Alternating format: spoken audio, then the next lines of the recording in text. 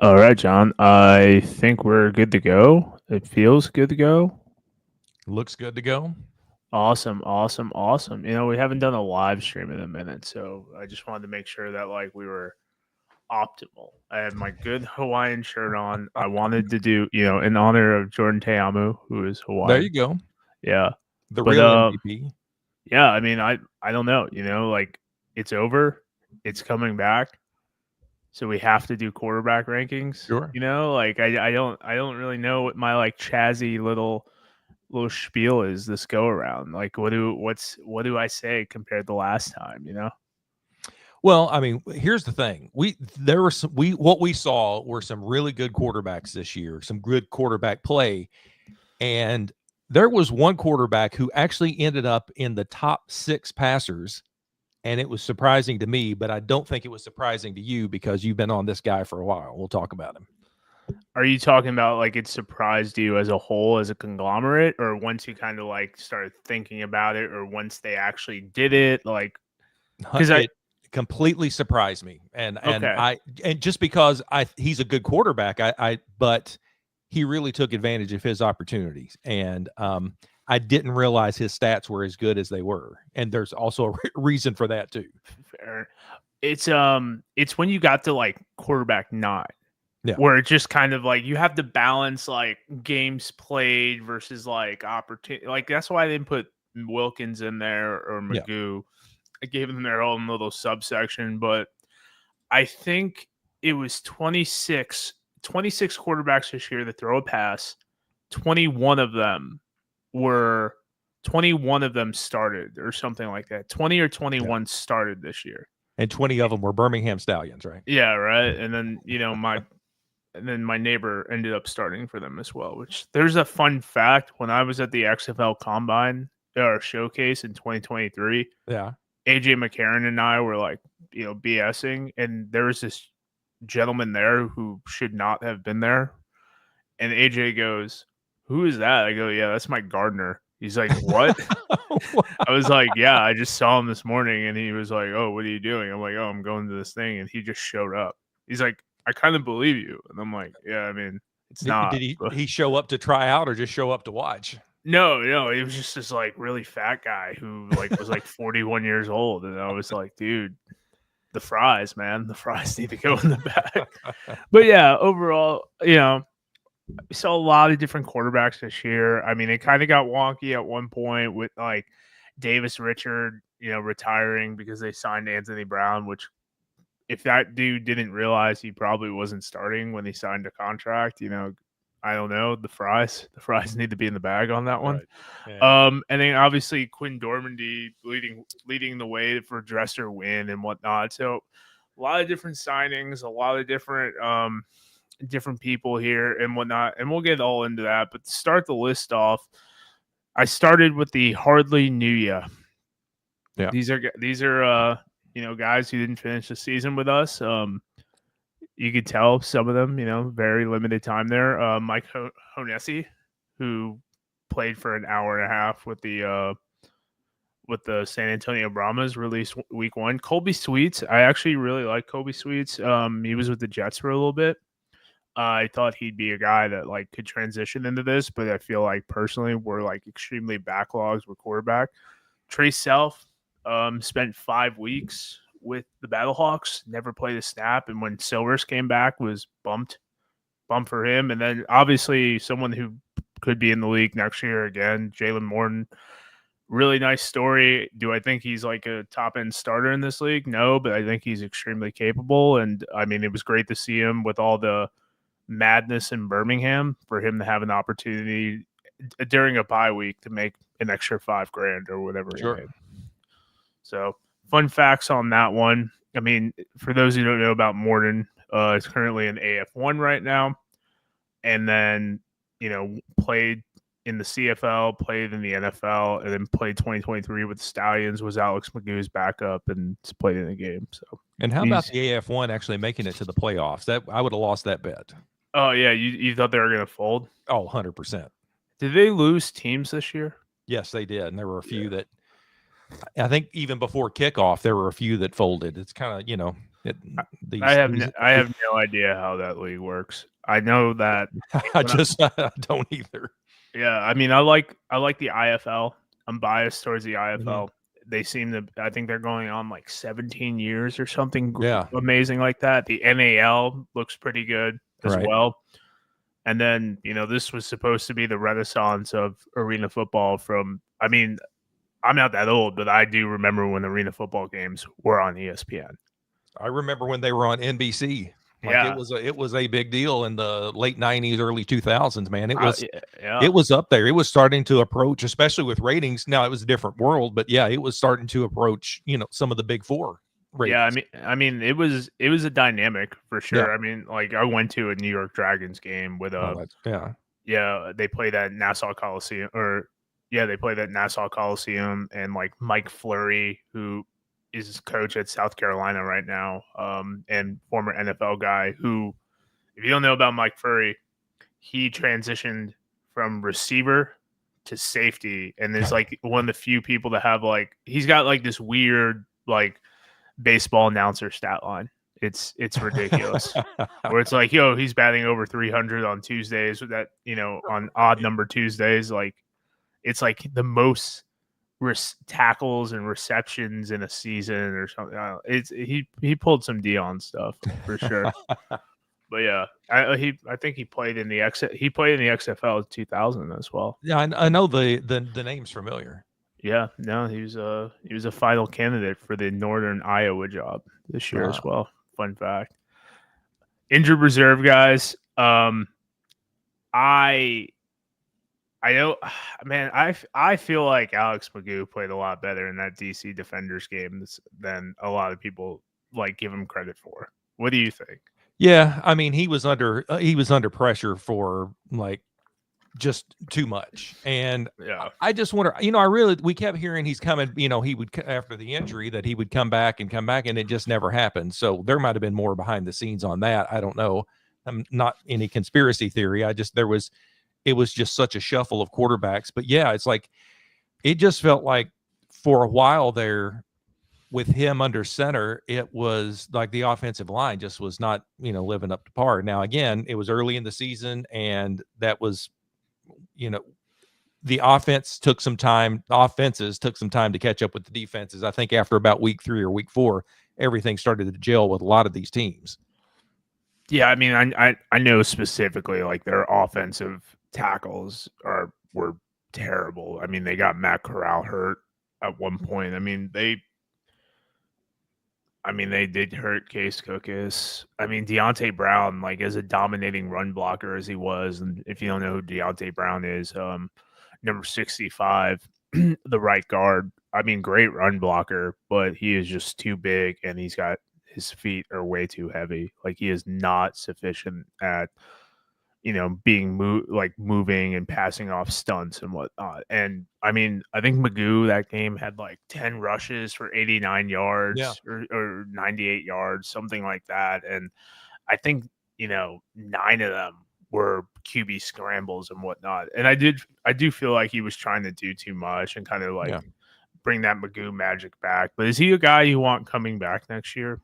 I think so. I mean, I think if you're Birmingham, or if you're any team, if the fit is not right for Birmingham, and if Skip Holtz has what he has and is happy with it, I still think he is absolutely a good UFL quarterback. And I don't, he's probably I think his opportunity with the NFL, I think that's kind of done now. So, if he wants to come back, I think there is a place for him with one of the 8 teams or 10 teams or whatever we're going to have in 2026. Yeah, I mean, as far as there's definitely a gluttony of quarterbacks right now for the league as a whole. And I think that's going to be a focal point of this conversation as well as and if you're watching and you want to comment on that, please do, because I'm very curious to see which quarterbacks shouldn't come back, because that to me is, in a league of opportunity. Yeah, I mean, some stories are great, but at the same time, it's like, when is it over so guys can have a league of opportunity? And and like you said, there were 26 quarterbacks who threw a pass. Yeah. So it's like there were a lot out there that were deserving of the time.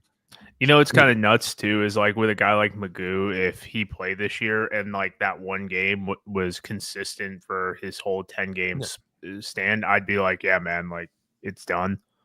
But like if he came out and balled out like 2023, I'm like, yo, let's run it Yeah. back. It's all perspective too. I think if you're playing at a high level, it's good for the league. But at some point, and he's still under 30 as well. So I Yeah. mean, maybe there is an NFL window for like a team that knows him or something like that. Like he could be a cheap signing, like a week 15 signing for 1 week rental, and then the UFL is like Alex Magoo. Right. Yeah. I mean, if you need somebody, and I don't mean this in a derogatory sense, but if you need somebody to hold a clipboard for a week and, be your emergency quarterback, I mean, I think he could 100% be the guy. Yeah. I think I would, if he hadn't gotten hurt, like what we would probably be talking a lot more about Alex Magoo, and he might have been, one of the stories of the season. But because he got hurt, Jamar Smith ended up being one of the stories of the season. One of the stories in Birmingham, right? And then right. and then you have Manny Wilkins on the other side. Right. I think Manny Wilkins is done. Like I think a 30-plus-year-old quarterback who hasn't had an NFL opportunity since, I don't even think he was in camp with the Packers in 2020. I think he wrote out his practice squad, and then they released him because they drafted Jordan Love that year. Oh wow, yeah. So yeah, I'm trying to like remember. I'm gonna look it up real quick, but he was released in April of 2020, so he didn't even get to really ride that opportunity. So you go from April of 2020, which it's COVID at that point, so you're not doing your OTAs or anything. So realistically, January of 2020 to January of 2023, 3 years out of the cycle. And you're over 30 and coming off the kind of injury that he had, that was a non-contact. I mean, you as soon as I saw that injury, I was like, oh no. I mean, we've seen it too many times before. You knew, like, this is it. That's not a sprained ankle. Yeah, no, I was like, that's not good. I was watching with my wife, and then obviously, like, he drops the football, which shows like how much pain he's in. It's just like, good point. Oh my. That got returned for a touchdown. You're right. Yeah, I was like, it does not get much better than that. But yeah, man, coming with a 30-year-old like Achilles injury, like no NFL like opportunities and whatnot. It's kind of just like, do they how in are you on Wilkins coming back personally? Yeah, I mean, there's a lot to think about because, as I said, with that injury, but I think there was a reason that Anthony Beck started him. You'll remember it was before the season, St. Louis announced that they had two quarterbacks. They were going to run maybe some two quarterback system with Wilkins and Max Duggan. And obviously that didn't happen because Manny was playing a very high level early on. Yes. So, I think there is probably a team out there. If it's not St. Louis, there might be another team that would give him an opportunity to come back. But it all depends on how that injury goes in rehab. And also, again, if you're over 30 and you're Manny Wilkins, you say, do you really want to go through that again? Yeah. So to answer your question, I would be about 50-50 on him coming back to the UFL. Yeah, no, I think I'm the same way. I mean, I think what you have in Max Duggan, and Wilkins is at this point, I believe he has started 6 games at this point. 6 games, played in a couple more. I think he's got a 2 touchdowns, a 6 interception ratio. I mean, extremely athletic, is going to make some amazing plays, and then he's going to do some things and just look silly into the camera. I mean, that's kind of, I think he's been memed. He's kind of had some Will Levis moments at times, but yeah. But man, when and like Will Levis, when he's playing at that high level, man, it's like it's unstoppable. But you have to sometimes go through the Manny Wilkins experience, and you get the touchdown to interception ratio that's pretty tough. But a lot of people remember I think, as you mentioned, there was a time, I think, when AJ McCarron was hurt and he played a couple of games. I think he went 1-1. You would know better. Yeah, I don't remember, but like yeah. the game that they won, he looked really good. I mean, it was literally it was a microcosm of what happened this year. It was Yeah. I think it was the DC Defenders game where he hurdled a guy and made Yeah. people miss, and Right. Jacob Sailors took every dump off 13 yards, Yeah. at a pop, and then he played Arlington, which is I think they were 3-7 last year in 2024. With one of the worst defenses. I know their offense was amazing last year, Yeah. but their defense was terrible. It was. And I think he threw like 3 touchdowns against the senior citizen crew that is the Arlington Renegades defense, because Bob Stoops can't let anyone go because he loves them Loyal to all. a fault. You're right. Oh my god, I actually I love that. I love that about him, but I always find it funny when like Joe Powell is out there, and I'm like, that guy was like 28 in 2020. The college, he's so old. The college he went to, which I didn't even, it was in Brooklyn, by the way. I didn't even know they had a football team, but it was called City Tech. That sounds like that sounds like something you'd see on a TV show. Dude, yeah, it sounds like something that when you're like, when you're watching television with your family, they're like, "Oh, enroll in our school," and it's not the SEC type commercials on it.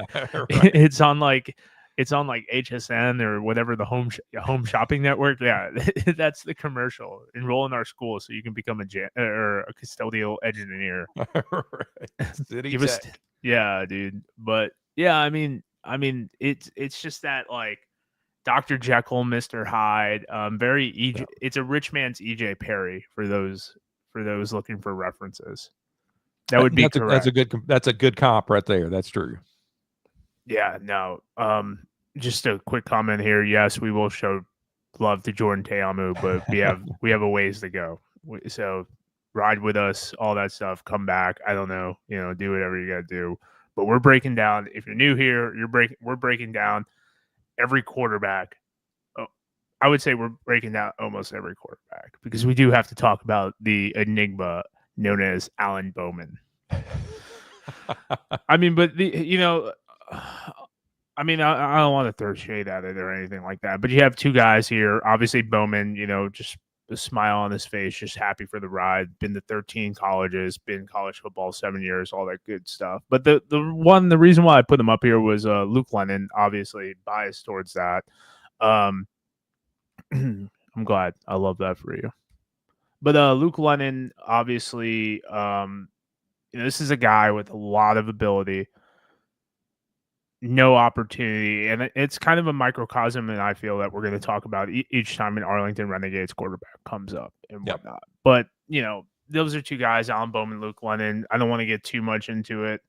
I don't want to get too much into the and whatnot, but I do feel that overall that Lennon was kind of shifted on an opportunity, and this is kind of my worry about in this league, especially in Arlington, is what are we thinking as far as like, could a lot of these guys show their own way out the door because the door looks closed? Is there that figurative glass ceiling of them getting playing time? Like, what do you? We'll talk about it more, but like, it's just something that gets brought up. But for those who are curious,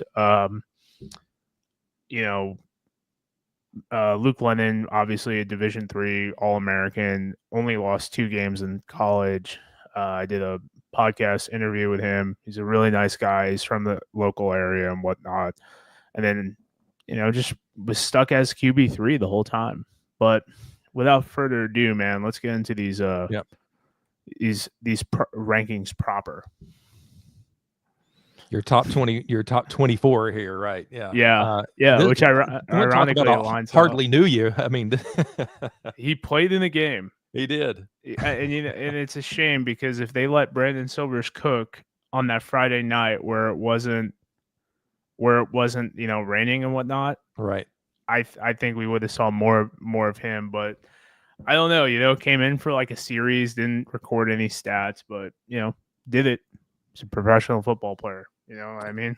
Right. Yeah. I mean, I did think we would see a little bit more of him. I thought maybe if there was maybe some opportunity to run some packages for him to kind of, draw on his talent a little bit, but it just felt like that St. Louis was, pretty stacked. When Manny Wilkins went down, I was like, okay, well, this is Max Duggan time, and we'll see what he's got. And sometimes it felt like early on there was some mixed results, but when he got going, he got going. So it just, as you said, when you have, like with Arlington, when there are guys that are playing well above you, you'll be lucky to get in that one game. So he might have considered himself lucky. Yeah, I mean, I definitely. I mean, he's a first round pick for a reason. If it's not a bill, I think in the UFL, like you got to tamper your expectations. Usually, your better picks will be your later picks because you don't expect them to be around for a little bit. But Sure. yeah, I mean, they drafted him in the first round for a reason. I don't know if Max came like on their radar, whatever the circumstances, but I mean, this is a guy I kind of hope holds out for a year or two. I mean, he's relatively young, so hold I out think for. this is. I'm sorry, Pat. Yeah, I think this is it's early on. I'm definitely not counting this guy out. Yeah, no, 100%. So, but he gets a shout out. Original ranking for him was 22 for those keeping score at home. What do you think about Guarantano, man? I mean, he had the one cameo. Didn't look good at all. 6 of 15 was running around. I don't think this Brahmas had as bad of an offensive line as they get credit for. I don't think it was great, but I don't think it was like, I at times thought Birmingham's offensive line was way worse. 100%. And I thought Houston is a team that they got it together. Just it was too late when they started they felt like they were elevating play as they went along. Jarek Garantano it's an interesting story with him and the whole Tennessee thing, back in the day. And it felt like every situation he was in, it just didn't work out. Now, whether that was on him or the situation, probably up for debate. But, I just don't know if we'll see a whole lot of him in the UFL in 2026. Yeah, I mean, I think it says a lot that Kevin Hogan was started over him for those 3 games, and Guarantano is considerably younger. I never saw it last year. I thought that either Sinnett or Henderson in Houston should have started for them this year. I think with the Brahmas, I think they did the right thing with Mond. I love Kevin Hogan. We'll talk about Kevin Hogan in full in a little bit, but to me, it was just kind of like a wasted roster spot. I'm not really sure what's going on. If I would bring in another younger guy in San Antonio for Guarantano. Like I would run back Mond and bring in another guy. Totally. And I was looking at Houston there. I was I forgot that he actually did play for San Antonio for a couple of games. Yeah. But you're right, Kevin Hogan. They put him in there, and I know you're high on Hogan, and there were definitely opportunities where he looked really good. I just felt like there was so much turmoil with San Antonio, and I think Peyton Pardee, if he comes back to the UFL, he's going to be a great coach. I think that when you see a guy who is as young as he is, who was younger than his starting quarterback, and he was still getting those guys to play even when there was nothing on the line, like, to me, that spoke a whole lot about what they see in him. And Daryl Johnston, even after the season, talked about, like, you look at San Antonio and you look at their record, and on paper, if you didn't watch them, you'd say, like, okay, they were a bad team. No, they were not great. But what Peyton Pardee did with that team to start off, from an assistant to moving up as offensive coordinator, then to be head coach, and you could kind of feel that they were starting to buy in, even though the results might not have been there. So, but yeah, I don't know that I don't know that Kevin Hogan. We'll talk about Hogan. I don't know that he would come back. He certainly, he performed this year in the 3 games he was in. But again, I don't know that Jarek Garantano is going to be the answer for San Antonio or maybe any other team. Yeah, no, I'm definitely, and we'll obviously we got a lot of quarterbacks to talk about, and I think they have a good plan. I mean, I had the privilege of talking in person with GM Mark Lillibridge at a Lindenwood football camp and the UFL UFL camp and whatnot. And I mean, we talked about some stuff, and I mean, first off, pretty decent guy, Yeah. and we'll see what happens. But I mean, the guy's pretty locked in. From he did not have a good time this year. No, there were So a lot of people in that organization that obviously did not have a good time. yeah, and a lot of people forget like that staff, a lot of those players, they went back to the well. Like they Yeah. they were Brandon Silver's injury away in 2023 from most likely being in the championship, and then they obviously were in the championship last year. So those guys are not used to going 1-9 by any means. No.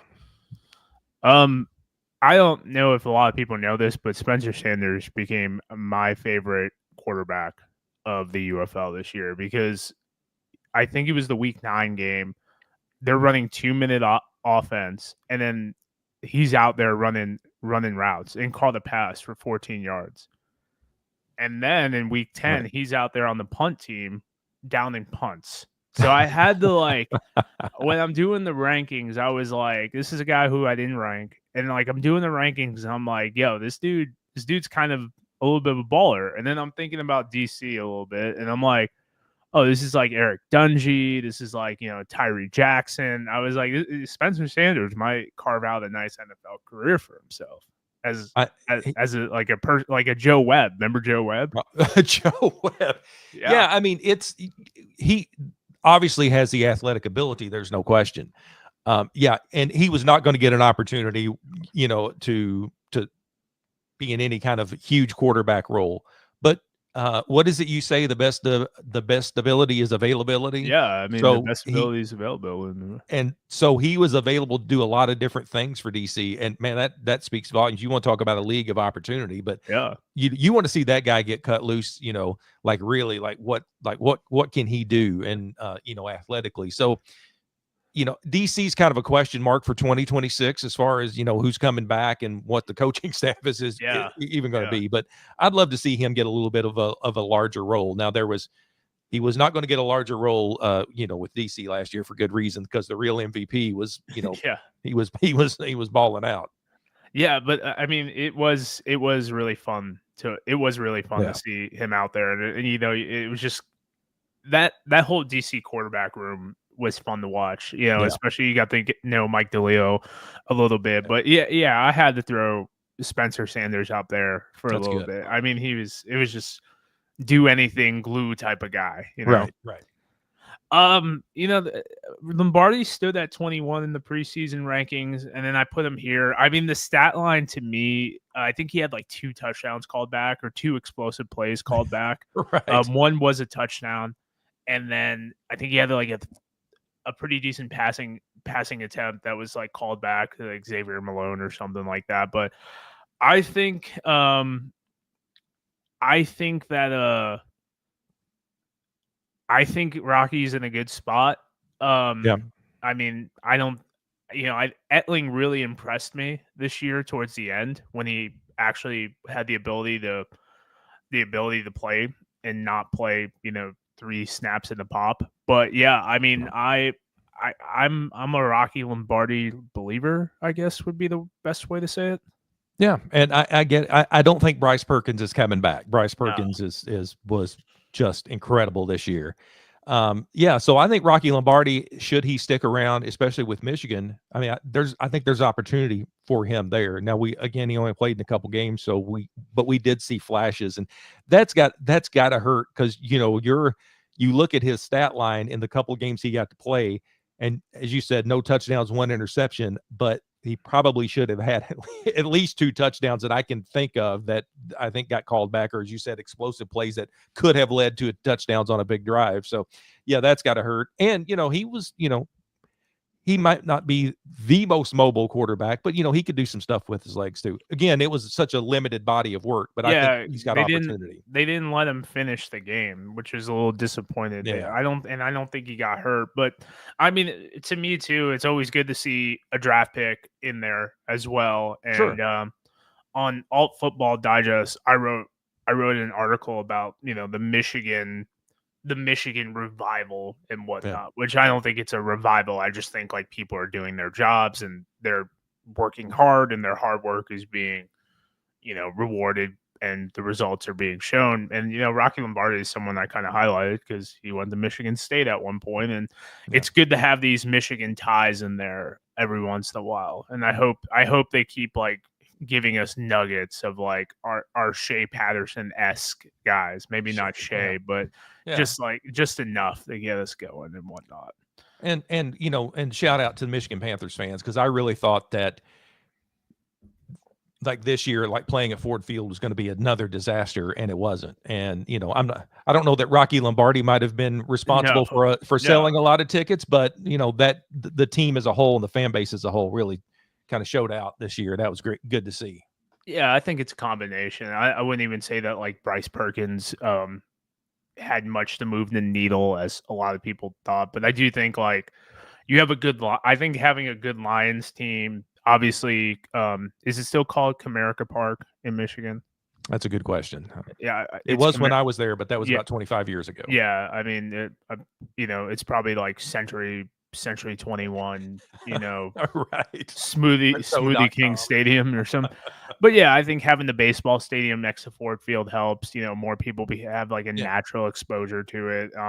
You know, but I do think like keeping the local ties, like they've tried so many things with like Jared Horst, Michigan State guy. They've signed a lot of Eastern Michigan guys. I do think that catches up at Yeah. some point. I tell you what would have been the big one for me is if you get Max Crosby to care about it a little bit. I know it'd be hard because he's a Vegas guy, but the Eastern Michigan tie, maybe get Max Crosby in there because he just donated all that money to Eastern Michigan. Right. But I think that's my next. But the Jake Bates bobblehead thing was great too. And for Jake Bates to show up, that was really Yes. cool. Like, Yes. you remember where he came from and all that. And we talked about it. David had a question there in the chat about what do you think about, is Birmingham going to hoard the QBs and, will Magoo stay or go? And I thought, as we talked about, I think, I don't know if he stays with Birmingham, but I think there is a spot for him, as we talked about, in the UFL next year, somewhere. And we'll talk about that a little bit too, as we continue to push. But just like a quick snippet on that, if I'm when Michigan loses Bryce Perkins, which I think he goes to the Ravens, to be honest with you, It would make sense. Yeah, I go Ravens, Eagles, Lions. That would be my three, but it's a different conversation. But I would try to get Case Cookus. Be honest with you. You don't think Case Cookus has had enough of this? I thought he had last year, but he came back. I don't know, bro. He's the best. He's the best. He is my goat. He is just poor guy. I had to give oh boy a little shout out there, but this is a sad story to me, and I like this guy. Yeah. I didn't at first, but I like him now. It's kind of Holton liked to talk, and but it was awesome seeing him get in there, and especially when Arlington run that Rhino package, and you knew every time he was more than likely going to hand off, but he did get a couple opportunities where he was able to, and he finally got his touchdown, so that was good to see. But he was Mr. Extra point or conversion guy. But yeah. Which you look at the 6 rushes for -6 yards. That was he's not going. It's got to be short yardage before he's going to do anything. But I think he was. He can. I think he can play somewhere. What do you think? Yeah, I mean, it's just kind of like I said this about like guys like Clayton Thorson and it was like Clayton Thorson and even Kyle Sloter too a little bit. It's like you roster these guys for so long and they never play. And it's like it's really, Kyle Sloter played like 7 years in the NFL.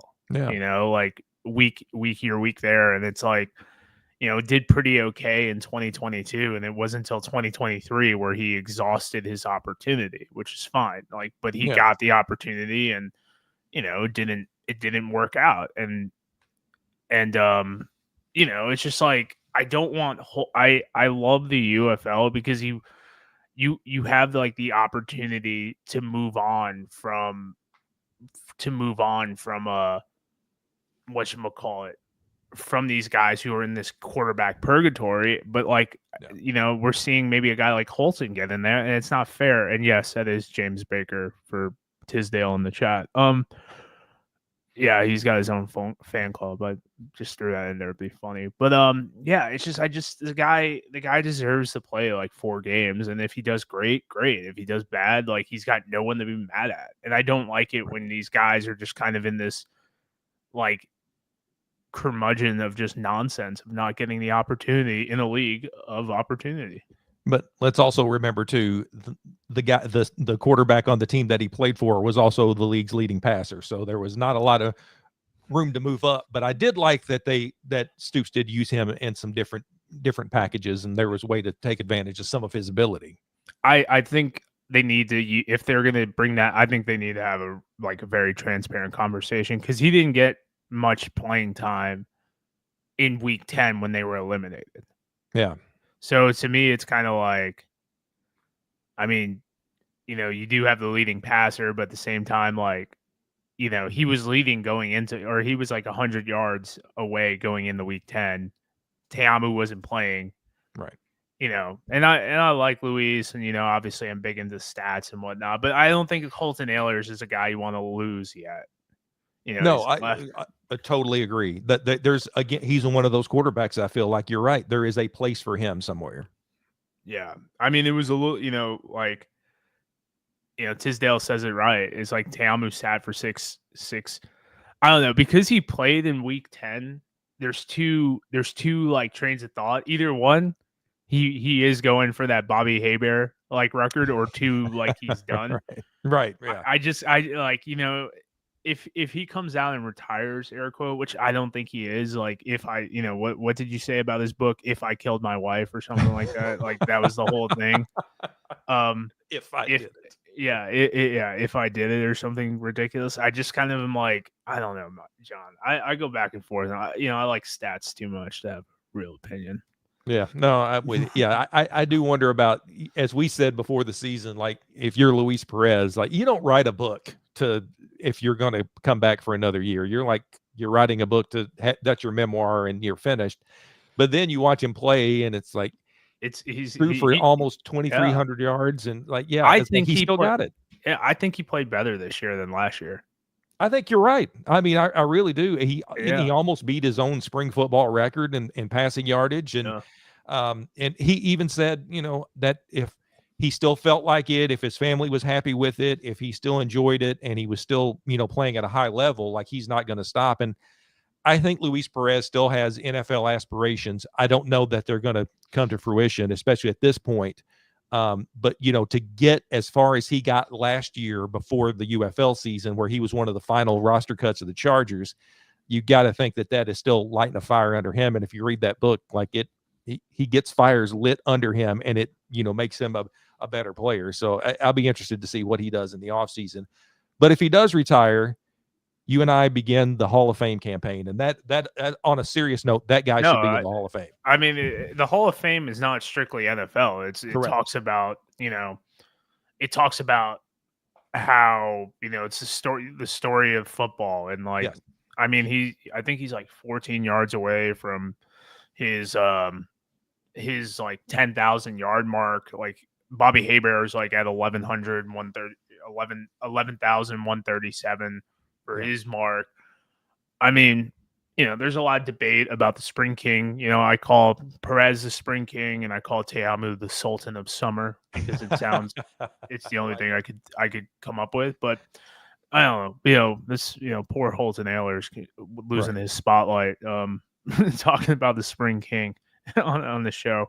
I'm done with this one. Like, dude, you had enough, Anthony. Bro, the Anthony Brown. I hate watching non-Lamar Jackson Baltimore QBs. Yeah, and Anthony Brown, you see him there in a Ravens uniform. If I'm not mistaken, I think they signed him. A team that was going to play the Ravens signed him to emulate Lamar in practice. Yeah. He's athletic, sure. Yeah, but I don't know. I don't know that Anthony Brown is the future of any team. But um, it just but even as you saw, like Houston began to improve, Anthony Brown, I don't think was part of that. Like they ended up finally finding their quarterback, who I'm sure we'll talk about. But yeah, I'm not sure that the future holds much for Anthony Brown in the UFL. Yeah, and I mean, like, I think we would have been on the Nolan Henderson train if he doesn't get hurt I personally. totally agree. Yeah, But take how you feel about Henderson and McClendon. You had 3 quarterbacks play. 2 of them looked good. Yeah. One of them looked great, to be honest with you. But one of them, I mean, I think if Nolan Henderson plays 10 games this year, I think they're 5-5. I think if McClendon plays 10 games, they're 6-4, 7-3. Yep. I mean, they were seen again. This is personal opinion. Seemed like that they were winning in spite of some of the coaching calls and some of the play calls. Oh no, but it's But I was at the Memphis game where Nolan Henderson stepped in and ended up winning that game, which was their first game, their first win of the year. And I just thought, like, watching him play in that second half, it's like this is, they found their quarterback. Now they had. They had some great defensive plays in that game too, but it just felt like Nolan Henderson, that it worked. And then he gets hurt, and you're right. Like it could have been a whole different story if both of those quarterbacks had played. Anthony Brown is not an X factor in any of this. No, not at all. And I mean, this is a guy that, for lack of a better term, man, like, this is when people talk about like an NFL, a fringe, like this is a guy who may have had a futures deal or could be a camp body if he doesn't play and, bounce back and forth on the practice squad. But this actually, in my opinion, is a bad recruiting tool for the league for like your Jake Fromms, your Jacob Easons, like, because there's way more Brett Hundleys than there are AJ McCarrons. Right. I mean, the Matt McGloin, I mean, Landry Jones, you could say, as air quote, played pretty well because he was literally hurt the whole time. But there's way more of that. So, I mean, I don't know. Not really impressed. I think I had him at like number 9 as one of our QBs this year coming into it. So I don't know. Nothing too great. Just it's time to move on. Yeah. This is an up and comer, in my opinion. Yep. You just gotta be curious where he goes as far as like the QB minutia with everything like that. But Peasley played 2 games, looked pretty good, way more mobile, got hurt. Pretty much the same story for every Birmingham QB. It's right. They look good, and then they get hurt. Like when he went down, he was playing well in I remember the game he was in where he got hurt. He was playing pretty well and had like a couple really good drives. And you're like, okay, well, maybe Skip has found someone who can, step in here and do this. And then, he goes down. It's like every Birmingham quarterback. Yeah, I think we just got a small sample of what he can do, and if he stays healthy, he could. To me now, again, 2 games, it's hard to read a whole lot into, but it felt like he can play a much bigger role for whatever team he is on in 2026. And I think he's a UFL player now. I don't know that he's NFL guy yet, but I think he could have a big role for a UFL team next year. Yeah, I think he's 25 or 26. I'd like, when people are like, "Oh, have this guy come to the UFL," and there's a quarterback that I wrote about. We'll talk about him obviously a little bit, but it's like, bro, why are you telling this dude to put his life on hold for you for like $60,000? Yeah, like it's a very selfish, and it's like I remember I was big on this like last year with AJ, or in 2023 going into 2024.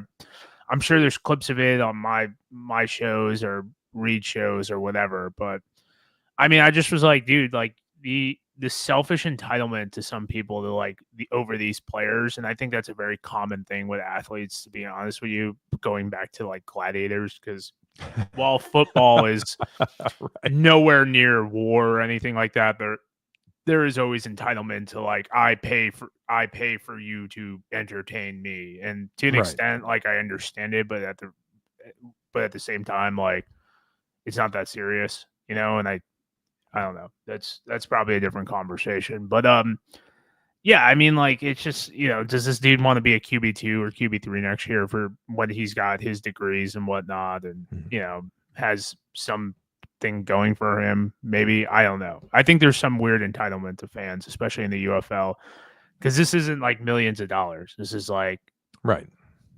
this is you working a middle management job at Sears. And we're sitting here talking about it. I mean, like I don't know, man. Like it's I don't know. I don't know, dude. It's just the reality of the situation. But I mean, shout out to Andrew Peasley for being a Zinner. Love that too. he's a Zen club. Yeah, he had when he had the clip with him in the they were like, "Why do you have your hand warmer?" He's like, "Oh, I keep my gum in there, 6 milligram peppermint gum." I was like, "Yeah, that's not how you know gum what works." that is. Yeah, I met one of his coaches at a football camp. He had nothing but good things to say about him. Yeah, I that's not a surprise. Yeah, Yeah. I hope to see a lot more of him somewhere, whether Yeah. it's Birmingham or somewhere else. I think he's a Birmingham guy. Might be. Yeah, that's this is a non-Potter signing, by the way. But Troy Williams, I had him kind of up like in the middle of the pack in my preseason. I think it's done, man. I think you got to jettison one of these guys because, and full disclosure, it's back to back, belly to belly with these two guys.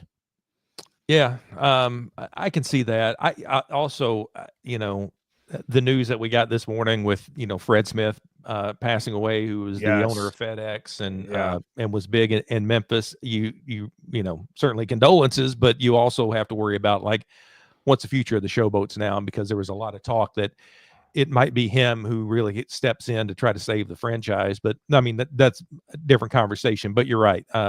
Whatever becomes of, these two, like, which one do you pick? Like, who's going to be the guy? There were Troy Williams has one, and not that EJ Perry doesn't, but Troy Williams has one of the great attitudes, in the league, at least from what I've seen. Yeah. Because Memphis, it was tough down there. It was tough on the field. It was tough off the field. But you're right. I don't know that there's room on if you assume that the Memphis Showboats come back for 2026, is there room on the roster for both those guys? Yeah, and regardless if the brand of the Showboats comes, the team will the team will be there. Like the guys on the roster will, at least as a starting point. And I wrote an article on News Hub. I don't know if it's posted right now or it's posted Monday, but I'm going through all 8 teams' quarterback rooms. And it's hard to write about Memphis because you don't know who their head coach is. And because you don't know who their head coach is, you don't know who their GM is. And like as of right now, like it is Jim Turner and Jim Monos. I mean, I think you need to either hire Turner tomorrow or you got to get rid of him. And I like Turner. I think he did a really, like, I talked to a couple of the Memphis players and they're like, he does not get the credit for the amount of like there is so much stuff that happened in Memphis that I'm sure offline that is not my place to say. Right, yeah. But like there is a lot of crazy stories that people have told me down there. And I'm just like, dude, what like every day Turner had to deal with something. And I know a lot of people were like, why didn't they promote Jaron Horton? Dude, I know there's a lot of people who like Jaron Horton, and I like Jaron Horton a lot, and I think he should be a head coach. But it is football 101 that when your head coach gets fired, resigns, steps down, whatever the thing is you don't promote coordinators 90% of the time. You promote either the special teams coordinator or you promote like the tight ends coach. Look at we saw in San Antonio with Pardee, where he just continued to elevate. I mean, but there was no one else there, I mean, a lot of people don't know, like Will Reed had stuff going on. Like he, it was a lot of people don't know that though. And, to me, it's just kind of like you either give Turner the job or you hire someone immediately, or you hire Jaron and then you hire another defensive coordinator, because it's a lot to do, and it's not fair. But I mean, I think you got to jettison either Troy Williams, who will be 31 next year, or EJ Perry with his Ivy League education, I think EJ's made like almost $600,000 since 2022 or 2023. You even that up, that's 200 grand a year. He's got a nice nest egg. I mean, the guy went to Brown, so I'm sure he's got some support. I think his wife is a doctor or something like that. I don't know. I think you got to jettison one of those guys, and then you bring in. I probably bring in a 2025 UDFA, or a young guy. Personally, I think they might have their quarterback on the roster right now. Oh, they have their quarterback, but you need three. You're right. You're right. You need three, and I don't think Quinn Dormandy is coming back or Cole Kelly. Doesn't sound like it. No. Man, this is, dude. I think they win if he starts that playoff game. Man, let me tell you something. When he got in there, there were a few times that we saw him play. Of course, the DC game, of course. But, man, when he got in there a few times, it was like, this guy still got it. He never lost it, bro. Never lost it. It was, he was just throwing dimes out there. And, and then that DC game was insane there at the end of the season with the rain and everything. Oh yeah. But he was still throwing dimes, dude. It was so fun. It was fun to watch, even though there was nothing on the line. You had the element of the rain, but you also had the element of Brandon Silvers just looking like, 2020. It was awesome. So it was great. I do wonder. I think you're onto something. Like, if he had started that playoff game, would they have won that? Maybe. He had two series. The first series they went for it on fourth down. It could have been a penalty. It could have been a penalty that moved the chains, but he moves the ball like 30 yards or something like that. And then he takes him another 70 down the field. And I'm just like, what a Williams-led defense is going to do. It's going to be a lot of press man. It's going to have one high safety, and they're going to bring the house. And they're going to leave, occasionally they'll leave the middle of the field open, or, you got a guy like Hakeem Butler, and, I don't know what he calls it. It's 100 ball. I call it a 70-30 ball when you have Hakeem out there, whatever. And then you got, your Blake Jacksons out there, and, Frank Darby was a guy that was coming along a little bit, and, Jake Sutherland, way underrated tight end. Agreed. You got a lot of weapons out there, and then Sailors out the backfield. And my thing is Duggan, if he doesn't get that first read, like he's looking to tuck and run. Yeah. So and he can. And there was one time in that game where it was like third and 18 with inside the 5, and they don't put a spy on him. Yeah. They bracket the outside receivers, but there's no spy in the middle of the field. It's like left open, which to me, like Blake Williams, you're way better coordinator than that. Like, I don't know why they allowed that, But Silver's just like dot upon dot, man. Like, he can pump fake because he doesn't, wind up and pitch. So like your pump fakes are back in there, and they're not used to the pump fakes because he's like the only one that does pump fake.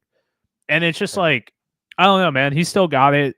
I think he's a guy you 11th hour bring in next year. I could see it, but you saw him count on his veteran ability. You saw it, like you said, like he can pump fake, and he can read defenses pretty quickly. Yeah. And I know we'll talk about Max Duggan, but I do feel like they will work with him on his throwing motion. They have to. They absolutely have to. If he comes back with that throwing motion, you cannot start him. No, and they even pointed out in that playoff game, it's when he would come down, like you said, he looked like Randy Johnson. He's coming down here, and that gives an extra half second, which is all a linebacker or any kind of pass rusher needs to jar the ball loose and get the fumble. And it happened a few times. You can't run snaps. You can't run slants. You can't run quick timing. You can't run those routes with him. I mean, you can go deep, but that's it. I don't know. Silvers is one of my favorites, and he's a good story. And absolutely, I just thought that was just so fun to watch that playoff game, and just to watch him look like, there was no pause on his career. Oh yeah, no. I mean, the guy's thrown for almost 4,000 yards, like almost 40 touchdowns. I mean, he's fun to watch. I mean, we didn't see Cordero throw, right? And Tisdale, right? So like as a DC fan, Max Duggan started over Brandon in the conference championship games. And, I kudos to Beck with the league of opportunity, but I mean, he made the right move going to him. I think maybe, the game's a little bit closer in that second half. I think they were a little too far gone. Yeah. But I mean, kudos to Beck for, owning that one. I mean, Well, yeah. True, but it was hard to argue with results because Duggan was undefeated. Yeah, I mean, it's like, how do you bench that guy? Right. He had a game against DC. You can rewatch film, try to work some things out, but I mean, it's very hard to bench that guy. I mean, you knew who Brandon Silvers was, prior, so it's like, apparently DC did. Dude. You're right. Yeah, it's like, what are you doing, guys? Yeah, he's the GOAT, man. But yeah, I think that's an 11th hour signing. Maybe you sign, I think they need to have a more traditional pocket passer because, Beck always says, oh, we run a McVay Green Bay style. And like, okay, who are those quarterbacks? None of them are like Max Duggan. None of them are like Manny Wilkins. You got Matthew Stafford, Jordan Love, Jared Goff prior. Granted, I think Goff and Love can move a little bit better than people give them credit for. And, at one point, Matthew Stafford could. But if that's like your template for your offense, Max Duggan doesn't fit that mold. Manny Wilkins doesn't fit that mold. But, great story. Glad he got the taste. And I mean, he made a lot of plays and it was fun. I'm a little bit more in on Mike DeLeo right now. Yes, I will agree with you. You are. Yeah. I mean, it is, he makes Jordan Teamu leaving way less scary. I don't know if they're a championship team, but I think they're a 6-4 team. I think they went 6-4 this year too. Yeah. But I mean, he decently mobile guy. Yeah. Arm strength is not there, but he made a lot of plays, had a lot of opportunities, way more athletic than probably people give him credit for. Was able to move around the pocket, and with the ability of Von Hutchins to recruit wide receivers like it's going out of style, DeLeo could probably have an 1,800-yard, 1,500-yard season in the UFL.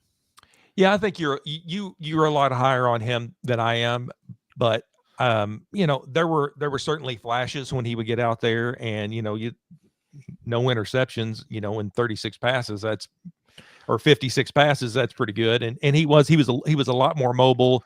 I did like, there were a lot of times where you saw him in the huddle. He took control. He was not like, oh, I'm the backup, but he would go out there and take control. And it seemed to me like it was even keel with him. I don't know. I think if you give him some real special weapons and a run game, I mean, there could be opportunity for him there for sure. Yeah, and even if Teamu does come back, you feel a lot better with him as your QB2 now with 5 games, 56 passes under his belt. Because that's rolling the dice. Last year they had DeAndre Francois and McClendon. DeLeo signed late. You jettison McClendon, which worked out for him, great. But at the same time, it's like, what are we doing? Like, you're going to go in with 2 guys who are complete unknowns and whatnot. But I do think if you bring DeLeo back, Teamu's on the practice squad, opts not to come back, you could really maximize the athletic ability of Spencer Sanders, get him to where you had a guy like that in De'Aaron King in 2023. And I don't think you miss a beat personally. And you really saw like how much DC missed De'Aaron King last year. That was obvious. I don't. Yeah.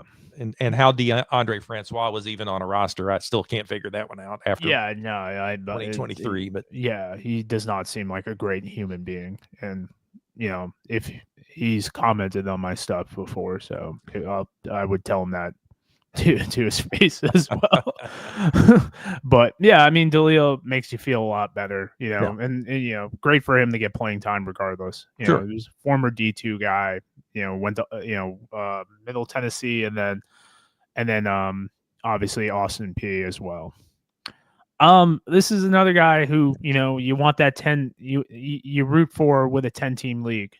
It's the only thing you really care about expansion. This is a guy I think that could be a starter in a lot of different situations, but in this situation, it just didn't work out for him, and it sucks. No, the injury that was just that was hard. And Yeah, when you saw him, I think, and it seemed was it a shoulder or arm yeah, injury, and right shoulder. Yeah, yeah, and you saw him in the sling. It was like, yeah, that's not good. But he made the most of his opportunity. And you would like to see him play, like you said, like if he really played. If he had really played a lot more and had avoided that injury, which is, you say about a lot of quarterbacks, I think we'd be, as we said before, we'd be talking a lot about Nolan Henderson right now, and it wouldn't be at number 13 in your rankings. yeah, no, he's definitely has the potential of being a top 4. His athletic ability is pretty unmatched. Got a little, pretty strong arm, able to throw on the run. Really liked what he does, but I mean, you gotta be on the field. Best ability is availability. He had an opportunity, got hurt, and then here we are. And it's a shame, but it's the reality of the situation as well. So, yeah, I mean, I hope he comes back. I do I too. think, yeah, I mean, we'll see what happens and whatnot, but I think he'd be a really good CFL quarterback with their short yardage. He's not crazy big, but he's extremely athletic. And in the CFL, if you don't know, to those listening, they line up a yard off the ball. That's what makes the QB sneak so effective. In addition to a lot of those quarterbacks will wait, kind of how Jalen Hurts does his tush push, and then they'll take it outside. So I was watching a little bit of Calgary and Ottawa yesterday, and PJ Walker, who's still around, yep, running some of that short yardage or short to the line of gain, and he was getting big yardage because just with that athletic ability, and he is not one of the bigger guys either. no, he's a tiny guy, 5'11", if that. Yeah. Your boy, man, I had him at 17 coming in. Missing, I was pretty high. Even that game, they only scored 3 points. I think he had like 5 drops. Obviously, the Kirkland drop was not terrible. something you see out of John Kirkland. Yeah, and there was a couple other drops. Really good connection with Marquez Stevenson. Couldn't really find anything with Jacob Harris, who really is a victim of a lot of circumstance in San Antonio, which I do think he played well enough to earn an NFL opportunity, especially with like the recency. But you got a guy like Hogan, man. Obviously an older guy, NFL experience. A lot of people don't know, rushed for over 100 yards in an NFL game. Very, very fun fact there. Was that with the Browns? Yeah, he was running for his life. It was the Deshaun. That's probably why, right? He was like, "Oh my God, this is terrible." But yeah, I mean, he was the only one out of the 3 quarterbacks to push the ball downfield and take shots. Yeah. We talked about, Kellen Mond, and I still feel like he didn't get a lot of more of a chance, but when you're such a compressed season, you got to start, playing well pretty early or you're out of it. That's right. Kevin Hogan was taking some hits out there. He didn't. Oh man, you might say he's an old dude, but man, he was. He gave up his body. Yeah. He was fun to watch, even though it was 3 games. It was. There was. I don't know that he comes back, but he's a guy that if you are a coach, you want just like this. You want him on your roster because you can count on him to step up and do work. No fear in Hogan whatsoever, No. but yeah, going into the age 33 season, they have Bowman on the roster. I don't think I'd hate it if they brought Mond, Hogan, and Bowman back. I think you got to jettison Guarantano, but in the reality of the situation, I probably jettison both Guarantano and Hogan, and then find another NFL cast off to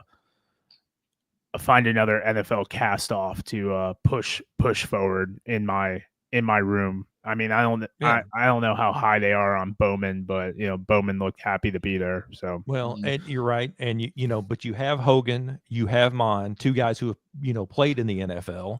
Yep. And you bring in a younger guy. I mean, you've got that just seems like, especially for Peyton Pardee and that group, that seems like that would be a great quarterback room.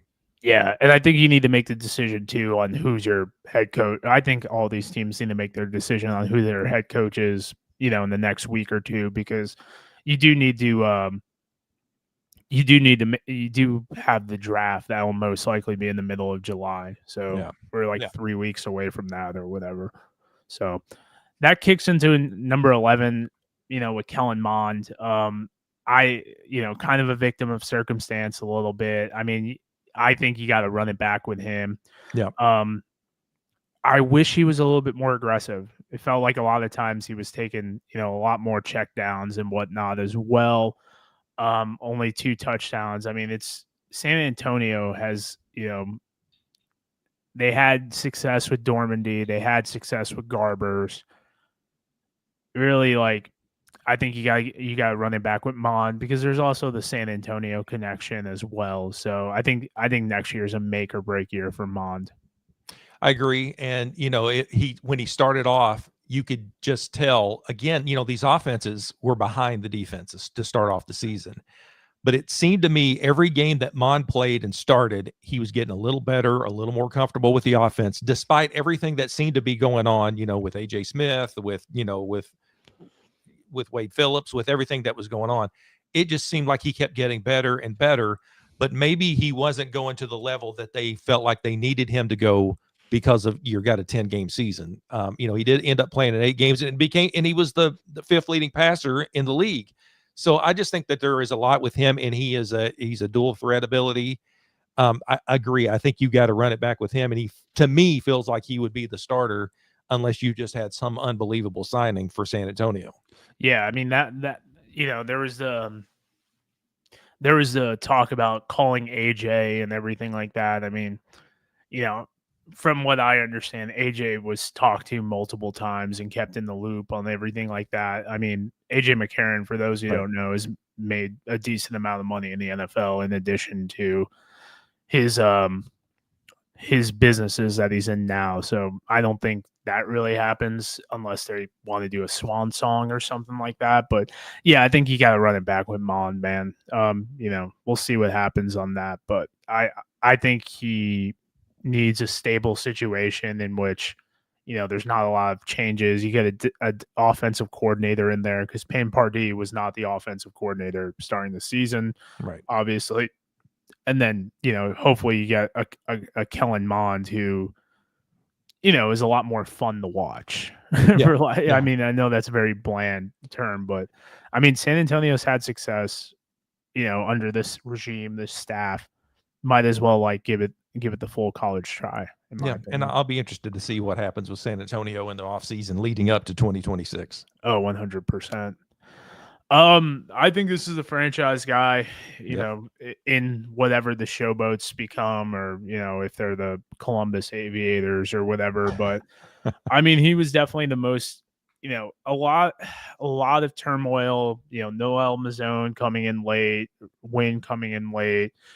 Um, you know, I think they have the piece. I think they were way more competitive than people gave them credit for. Like San Antonio, this team could easily have been 5-5. Yep. But I think this is the guy you build around as well.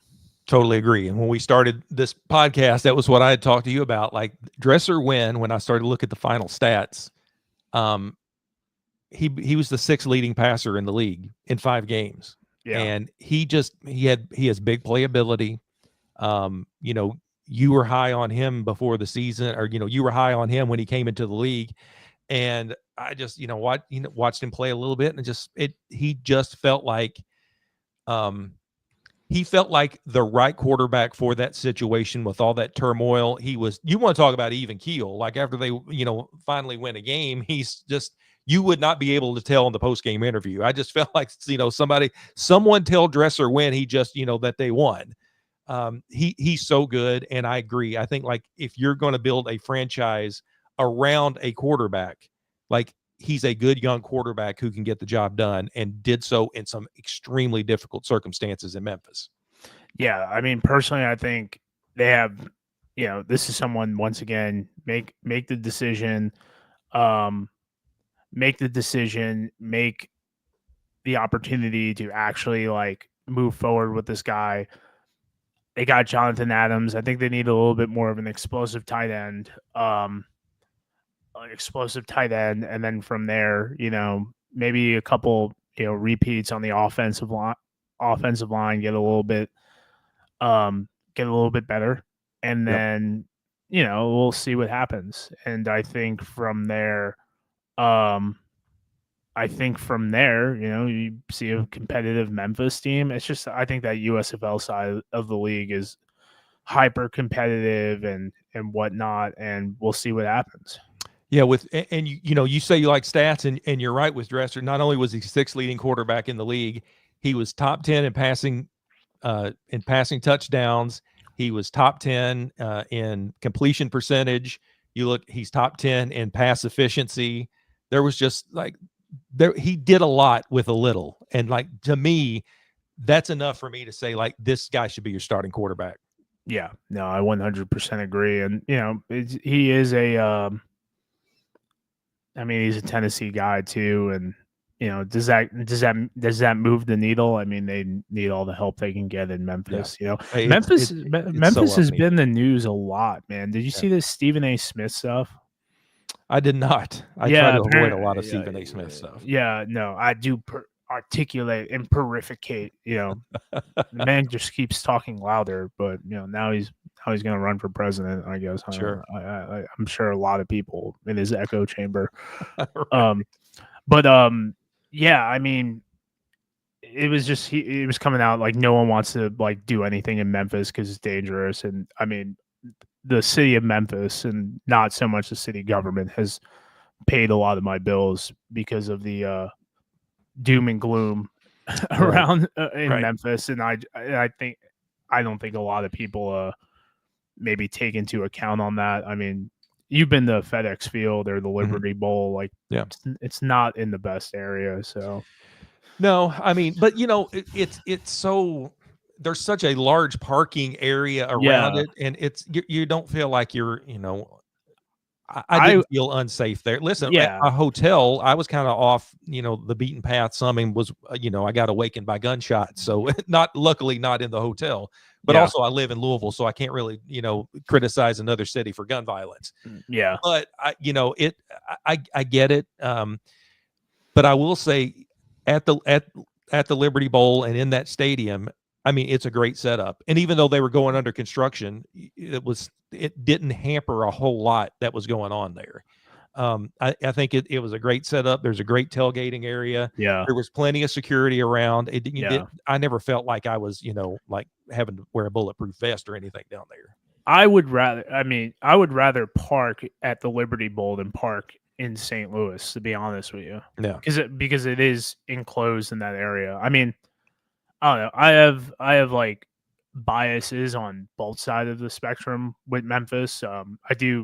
I think it's an overrated city, and it has nothing to do with the negative parts about it. I just don't think Beale Street's that attractive. Um, to be honest, I think Yeah. it's cool to see live music down there. But Yeah. I mean that'll be another conversation for another day. But I just hope they kind of, for lack of a better term, they just get more people to go to the games. That's it. Agreed. I Yeah. mean, I think they've done a whole lot. Like I've heard some people say like they didn't market enough, and I think that's a criticism that goes across the entire league. But I do know before the season happened, they did so much community outreach. Yeah. Now, I think if you had a better product on the field or better results, at least, that certainly would have helped. There's a really small, hardcore group of fans that were showing up for these games. But the whole situation down there is again, like, it's up in the air. And I've spent a lot of time in Memphis, I've covered Conference USA basketball. I've covered, been NCAA tournaments down there. So I do. It is a cool city. I mean, I know, as you said, it might be overrated. I think Beale Street is definitely overrated. Good food and good music, but yeah, to me, maybe it's because I'm old school. I just feel like it's hard to have an alt football league without Birmingham and Memphis in there, just Yeah. because of past history. I don't know that that's always the key to success, but I want to see Memphis succeed, and and as Calvin points out there, and we talked about it earlier with Fred Smith passing away this weekend, and it felt like there was so much talk like he was the key to maybe keeping them there. We'll find out. I didn't realize how old he was. Like, I didn't realize he was 80 years old. I'm like, dude, that's who you're banking your chips on? Like, Well, I yeah. mean, but you look at what he has done in that Memphis community from the time he started FedEx, I guess in the maybe 70s or something, and Yeah. it skyrocketed, and he continued to put much more back into that community. There was a great obit piece that I read today about him, and it's incredible, like all the things that he did. And even in that obit piece, it never mentioned a whole lot about, his foray into the original Showboats, into the AAF, the Yeah. CFL, Memphis Mad Dogs. He tried very hard to get the NFL there. There were a lot of things that he did with the community, not just sitting on billions of dollars. Yeah. No, I think he's I think the word philanthropist is thrown around a lot, but and I think it's lost its meaning and Right. whatnot. But yeah, I definitely think he definitely cared about football in Memphis for sure. He was very civic minded about a lot of things in Memphis Yeah, for sure. yeah, which that place, but too much, too much. John, I remember texting you last week, and I was like, "Yo, they're gonna win with Matt Corral in Yeah. the game." And I thought you were right. Yeah, I mean, I looked right for the first 3 series, and then I Right. mean, I mean, it's hard. It's hard to beat Bryce Perkins, but Yeah, it is. I view Corral, man. I think with his sample size personally, and his youth and his recent NFL stints, I think this is an upside signing for a practice squad, possibly, man. Yeah. And I think the really good thing about him being in the UFL, if you don't know his background, there were some issues, and he Yeah. addressed them head on about some mental health issues that he had. In fact, when he was, I think it was with the Patriots, he just walked off the practice field one day and then disappeared, and everyone thought the worst. But I think I don't want to say rehabbed his image or anything, but I think he and Skip Holtz were the right situation for him to get his career back on track. And when he is healthy, he looked really good. So I think you're right. I think next level might be the next thing for him. But no question to me that he was top 10 quarterback. And if he had stayed healthy and if Magoo had gone out and had been the starter and then Matt Corral stepped in and had played a lot more, yeah, he might even been higher on this chart. Oh yeah, I mean, ability wise, definitely Yeah. top 3, top 2. Yeah. If Te'amu leaves, retires, goes to the NFL, I would like to see Corral in DC. What a great fit that would be. That's a great Yeah. point. Yeah. I mean, I don't, because the big thing, I feel like a lot of people know this, but they don't know this, is the UFL owns every team, Redbird and the conglomerate. Right. So I personally feel like they have the ability to step in and be like, shake this up. You have 5 starting quarterbacks on your team, Birmingham. You know what I mean? Have a dispersal draft without expansion. Yeah, I mean, I could definitely see hey, Te'amu's not coming back. Here's another Ole Miss guy. Make it happen. I forgot about that connection too. And yeah, I covered University of Kentucky football in my previous life in covering sports for television, and watching Ole Miss up close and seeing Matt Corral play is just that guy. I would watch sometime, and I'm not even a college football fan, but Ole Miss was on and I was at home. I mean, I'd start watching Ole Miss games just because he was so fun to watch. It was just, he was a warrior out there. Oh, dude, I think it was his last game he got hurt, and I don't remember if they put in Luke Altmaier or John Reese Plumley. But I remember just watching Corral take a beating and eventually get dragged off and whatnot. So, and was that, if I'm not mistaken, was that in a bowl game? And it might have even it was a bowl game where he didn't have to play in, right? But and that's not him. That's not him. Yeah, no, Corral is someone. Please, give me 10 games, and a lot of people forget. And last year they were pretty quick with the MVP, or excuse me, this season they were quick with the MVP. Last year they weren't. I was very high on Adrian Martinez not being the MVP last year because I view the MVP as who is the most valuable player, i.e., who brings the most value to their team. This is why Andrew Luck to me has always been an NFL MVP, because when he plays, they're a playoff team, AFC Conference Championship. When he doesn't, they're 4-12. Right. When Corral comes in for Martinez, I was lobbying more for AJ McCarron to be the MVP last year. And that's kind of why I thought Te'amu should have won it this year, because they went 2-1 with Danny Etling, and the offense, he put up very similar stat lines and whatnot. Yeah. So I viewed Corral very high last year because of, the ability for Birmingham to come in, not miss a beat, and just keep moving forward. Yeah, I mean, people might not, might not remember. Yeah, Adrian Martinez out there, I believe it was a playoff game, was laying an egg, and Matt Corral comes in and saves the day. Yeah, I mean the same exact situation. Yep. Came off the bench and right, made plays, and he ended up getting a contract with the Vikings. And I mean that quarterback situation got a little weird for them. Worked out to an extent with a 14-3 season, but yeah, I mean for me, like I don't know, I'm high on Corral. I could see him getting an NFL opportunity, kind of like, oh, yeah, I mean, KJ Costello got an NFL contract in 2022 and did not play well, and Corral played better, so we'll see what happens. But we'll see.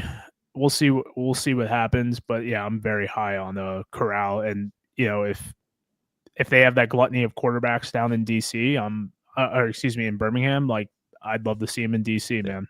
I think it'd be I think if there's if he's not starting for Birmingham and he's not in the NFL, yeah, I think he needs to be somewhere. And I love that idea of him starting in DC if Jordan Ta'amu doesn't come back. Yeah, I mean, similar skill sets. Yep. I had to put Duggan at 8, man. I mean, we're talking about quarterbacks. We're not talking about guys who run the football. It's pretty simple. I don't disagree at all. I mean, he was the 8th leading passer in the league, and also his rush. I mean, you look at that. 300 yards and 5 touchdowns. It's just, and I don't know. I'll have to look at it and see about. And you may have the stats on you there, like lost fumbles. I don't know if he was I don't know if he led the league in that, but it just felt like he did end up losing the ball quite a bit. And I know there were the 4 interceptions too, but I just think he is a good dual talent quarterback. He's a dual threat, and they've just got to work on his throwing motion. To me, I mean, it seems like he has all the tools are there. Yeah, you can't run the offense the way you want to, because of the timing routes. Like that's really it. Yeah. You can't run slants. You can't run quick outs. If you can't run quick outs with your outside receivers, you have to run quick outs with your slots because of the timing. And then if you are a defensive coordinator, you see that, you're just going to have your corner kind of just like chill, and then have the safety take it over and whatnot, or you just kind of switch coverage and have your slot, your nickel, pick up the because you have to get that guy out of there. You can't have the two guys in the same area. And I mean it just hampers your offense. And a lot of people are saying in the comments, it's like, yeah, you'll see the difference between Silvers and Duggan. Well, Silvers runs the offense the way it's designed to be. Right. And maybe, and I was way off base on St. Louis before the season. I just thought there was so much change behind the scenes. And then you had Anthony Becht, who was pretty open about, looking at that West Virginia job and, maybe with a position with the Jets. And, there were a lot of things going on. Gronkowski leaving right before the season. I just thought, but it seemed to me like they kind of embraced all this change and then, just went for it. And then Manny Wilkins goes down and I'm like, okay, is this going to be the straw that breaks the camel's back with here's the final change and they're not going to be able to recover? And Max Duggan kind of gets, pushed into this, even though he was allegedly a co-starter before the season started. Yeah. So I just thought, but when he got in there and did play, man, he was like, maybe that one game when he replaced Wilkins was a little bit slow because he's coming off cold off the bench and had to, pretty quickly. But man, that next game, and then you just continue to get better and better every start. So, to me, if he doesn't get a look in the NFL, and I don't know that he does, and that was the problem too. I think he was drafted by the Chargers, and it was late, and they weren't going to invest the time into a late, with their quarterback room. They were just not going to invest the time to make him better. I think he gets better on this level, and maybe after next year gets an NFL look, especially as we talked about, they work on that motion.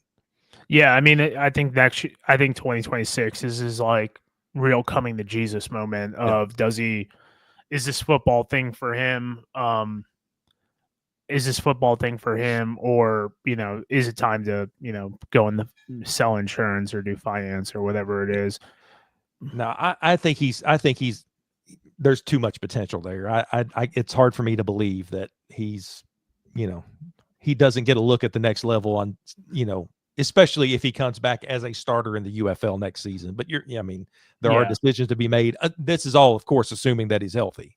Yeah. I mean, he's got the hard part down of being a good leader, the Yep. intangibles, all the coach talk that, no one can actually measure, but people believe that they can and whatnot. But Right. I mean, yeah, I run Duggan back out there. Yep.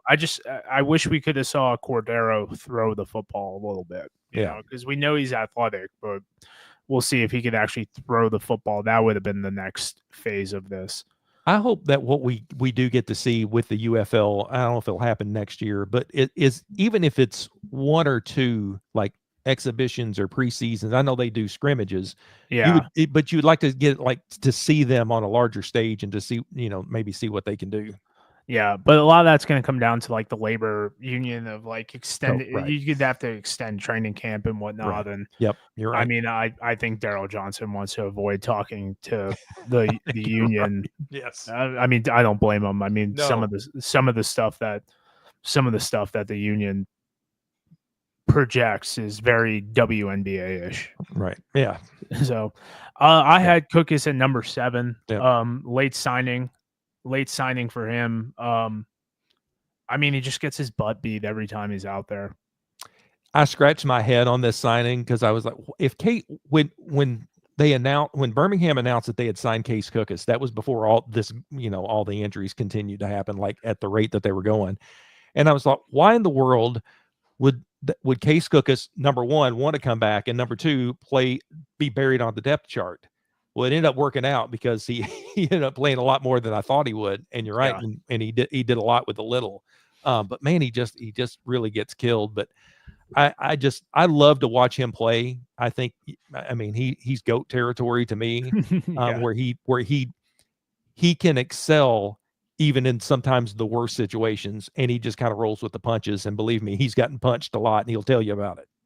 Yeah, I mean, I think it was the Memphis game. Like the offensive tackles completely, like Alex Taylor was getting beat on every play, and he had like 86 yards rushing or something like that. And a lot of people were like, "Oh, this is crazy." I'm like, the guy played receiver at one point, and Right. I think he had like an 80-yard rush against the Panthers in 2022 during his championship run. So, like for me, like I wouldn't mind seeing him reunite with Marcel Belfait if the gluttony of quarterbacks is there in Michigan. Personally, it just really, Cookies is a guy. He's like 28 years old. Like, is this a guy that wants to give it another shot? I mean, he does have the recent NFL experience in 2022, but I mean that's coming up on 3 years ago. It's just.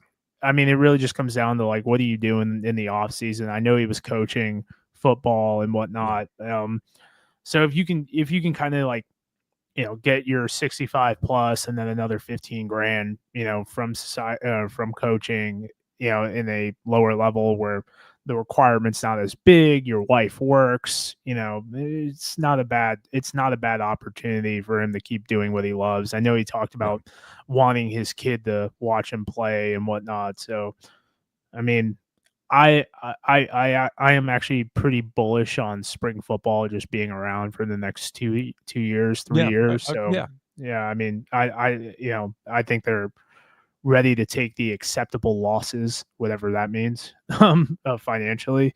So I don't know. Yeah. Go ahead. Cookies in Michigan would be my move personally. Yeah, I could see that. Yeah, because it feels like Bryce Perkins. I'd be shocked if he came back, and then it would. That seems like that would be a good fit there, and to see him play under Mike Nolan, and hopefully Nolan has kind of figured out how to use his quarterbacks now. I mean, Mike Nolan's coached a lot more games than I have, but that was just the whole Etling, Bryce Perkins switching series and all that. That just it didn't make sense to me. Yeah, but I mean, Birmingham's got that gluttony of quarterbacks. They got a lot of decisions to make, so we'll see what happens there. Because it goes in the JMAR.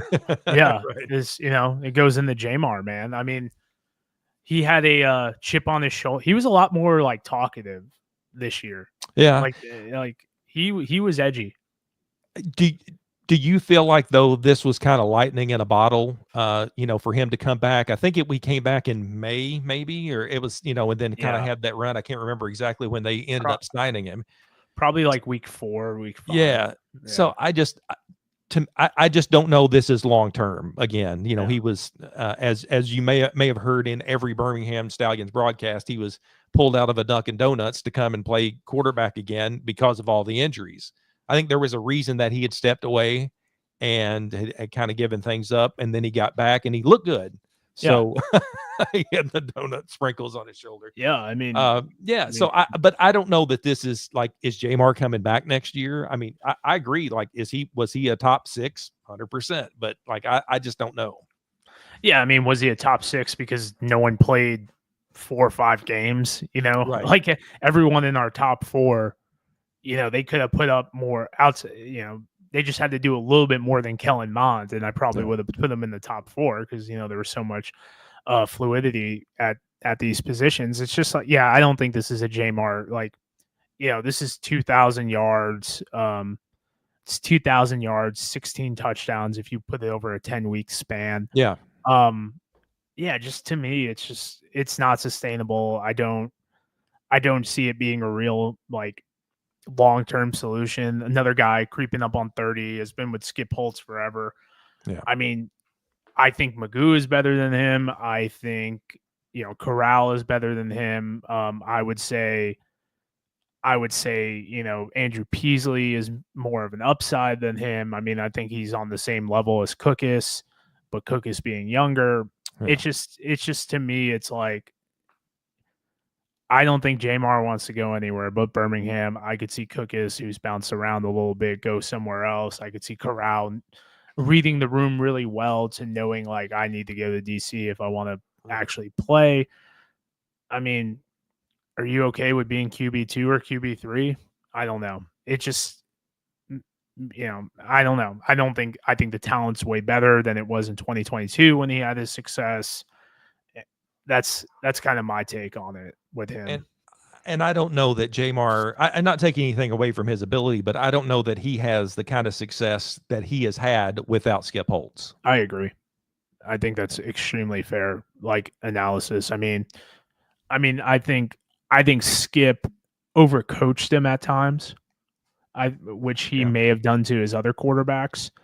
But yeah, it was a good story.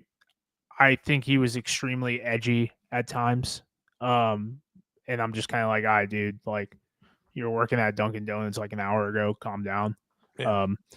But yeah, it was a great story. Unfortunately, it didn't have the fairy tale ending the way I was pushing for Birmingham to win it all this year. Yeah, and there were a lot of people who were completely the opposite and who felt Yeah. like, well, if Birmingham wins again, that's bad for spring football. And I never saw it that way. No, I And don't. maybe it's because I have a little bit of a bias because Birmingham was always my USFL team Yeah. all the way back to 2022.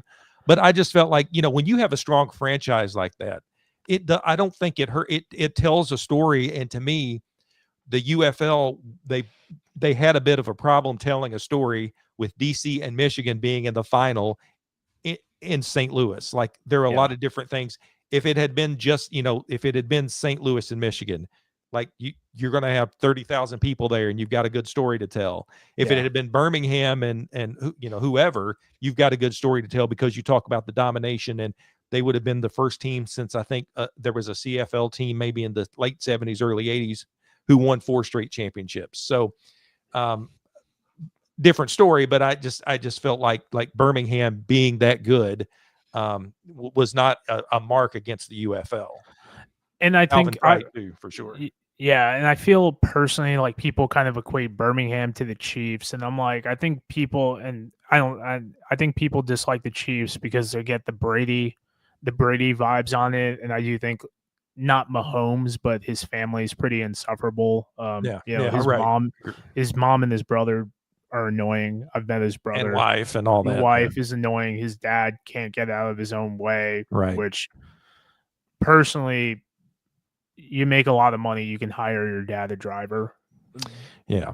That's a different conversation. Right. But it's not like this isn't the Jamar Smith show for 4 years plus. This isn't the Alex Magoo show. Like, it's every year, it's a different group of guys. I think there's 8 guys, and that's what I love about spring football is like they're doing this with new quarterback. Like, it would have been a new quarterback to win the championship, and and probably would have been Corral if he come back victory, or it would have been Cookus if he doesn't get hurt. So I don't get the same vibe as like, oh, the Chiefs of the NFL or the UFL. I'm like, no, it's like 30% turnover, 40% turnover every year. Yeah, and that's why I thought like Skip Holtz to me should have been she probably was a candidate for coach of the year. I mean, Shannon Harris deserved it. There was no question. But what Skip Holtz was able to do with all these different quarterbacks, and he continued to be right there in it, and then bring Jamar away from the Dunkin' Donuts halfway through the season and still have success.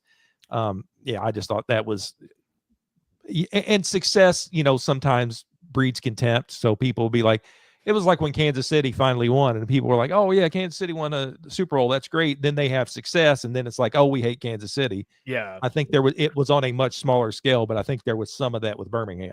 Yeah. And I also agree. I think Skip Holtz should have been the coach of the year. I mean, Shannon Harris, like, the defenders had a plan. Like, they had a very like I think Shannon Harris is a good coach, but yes, agreed. I mean he'll tell you that he'll tell you he had a pretty good thing going.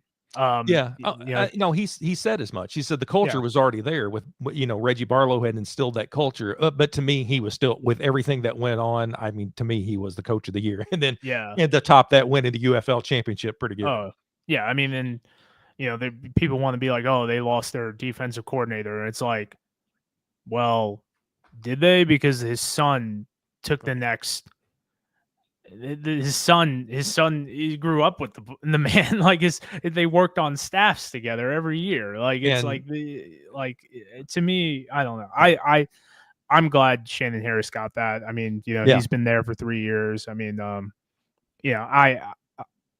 I'm curious to see what they do financially for him to keep him around at Tennessee State and or DC. Is he able to leverage that? Yeah, I would think so. That's I talked to Reed on the Markcast about this as well. It's like on the final episode, by the way. I'm sure he's up this early watching this right now. John, I just need to grab my charger. Oh, sure. No, go ahead. But it feels like Shannon Harris has an opportunity here to either enhance his coaching resume by staying and winning that UFL championship, or going to be a coordinator at Tennessee State like the rest of Reggie Barlow's staff. So my concern with all that is, will the UFL step up, as Pat said, will they step up financially and make it worth his while to stay there? Because sure, a coaching resume is invaluable, but that doesn't pay the rent. So we'll see what happens. And there's some people who might push back and say, well, he's not going to make as much as an offensive coordinator there, or whatever position, not offensive coordinator, but he won't make as much as an assistant at Tennessee State than he might as a head coach at the UFL. But I don't know if that's the case or not, because certainly I know head coaching salaries are different, but Reggie Barlow was making a lot more at Tennessee State than he was making as head coach of the DC Defenders. Yeah, I think he's at like 400, 500K. I heard a rumor that they made in the XFL, they made 500K. I know for a fact assistants, not coordinators, but in 2023 they made 100 or 115. I don't remember the number. I talked to an assistant coach about it, who I have a close relationship with. He's coaching in college now. So I am curious the financials of it. I mean, you'd like to believe. I mean, a lot of these head coaches are very secure financially. A guy like Bob Stoops, Anthony Beck, sure. They are just adding, wings to their house with this money more than anything else. Skip Holtz, same way. Skip Holtz was a Division I football coach for, a long time, and did some work with Northwestern a couple of years ago, which I think he said he would never do again as a consultant. But Skip Holtz, I mean, he's been open about it. It's like he likes being a coach in the UFL because he likes to get these guys the opportunity to move on to the next level. And he's not doing it for the money either. Yeah. And I mean, I'm sure his father has made a decent amount too, so he's got, Yeah, he's probably not hurting for grocery money either. yeah. So, but yeah, I mean, we'll see what happens. I mean, so do you bring Jamar back? Circling back to all that. If you're Skip Holtz, assuming Skip Holtz is back with the Stallions next year, and like we just talked, I don't know why he wouldn't be, unless there were some other opportunities. But if I'm Skip Holtz, maybe there were a lot of times where he seemed really frustrated with Jamar, and there were times the announcers would say like, "Well, he shouldn't be criticizing him. He needs to call the next play." I think he can talk to Jamar Smith that way, and it doesn't hurt the relationship. I think it's valuable to have Jamar Smith on the roster, but I don't know if he has as much value as a starting quarterback than he would to be, just to be in camp. Now, as someone pointed out, he did great in the 4 games. Does he do that over an extended period of time? And would he win the starting job if Matt Corral is in the room? I don't think he would. Yeah, no, I definitely think Jamar's future hinges more on what the other guys in the room are doing versus his skill set for sure. Agreed. So, I don't know. We'll see. I would like to see him, and Calvin brings it up. I would like to see him coach. I mean, be around that program regardless, and we'll see. Is this a little too high for my man Danny Etling? I mean, he the 8 games that you see there, like you've probably broken this down. I don't know. He played 8 games, but how many quarters did he actually play? Like, if you added it all up, it's like a quarter here, a series here. I mean, right. Even the last game he played, which they lost, he came in the second half. I mean, his Houston performance, granted aided by special teams, really good. Played really well. Played really well in the Birmingham game. Obviously, very hard to beat. There's no question that Bryce Perkins is way better than him. I think he's a very competent backup in their system. And still showcased a lot of great play when he was allowed to play for 4 quarters, just like obviously Perkins did. I mean, to me, it's just like you go off sample size, you go off volume of play. Right. There's really, I mean, this is the next tier of this where who do you play? Like, who do you pick? Like, you have everyone else playing 2 games, 3 games outside of Duggan. Well, I think Etling's a better passer than Duggan, and he's also, he had to carry the load when Perkins was out, man. He that's true. That's a good point. And and keep him in that race. I still think, to me, even though he played 3 fewer games, I probably would have ranked Dresser Wynn over Danny Etling. Okay. But to give you, not to make your case for you, because you break these down a lot better than I do. You look at Danny Etling was 6th in the league in passing touchdowns. And he's their top 10 in completion percentages. So, he when he was on the field, he made the most of it. And I know that, I mean, there's reason to like him, but I do agree. I think he's absolutely would be like one of the best backups in the league, especially when the starter, should have been the whole time, but was Bryce Perkins. Yeah. I mean, I think Michigan still goes 6-4 with him. I don't think they win the champ, well, obviously they didn't win I don't think they win the conference championship game. Yeah. But I mean, I think if you got the opportunity to go for Cookus, I think that's a guy you kind of latch on to personally. Yeah, so. I can see that. And I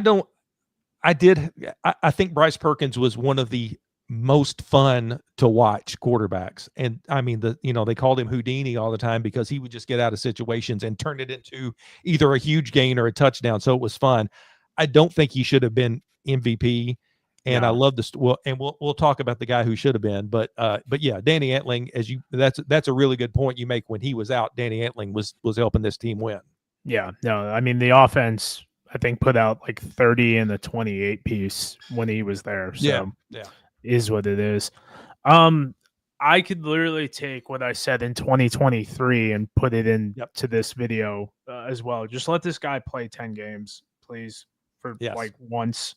Finally coming up. He's got more pass attempts now as a pro than he did in college. I think in college he had like 137.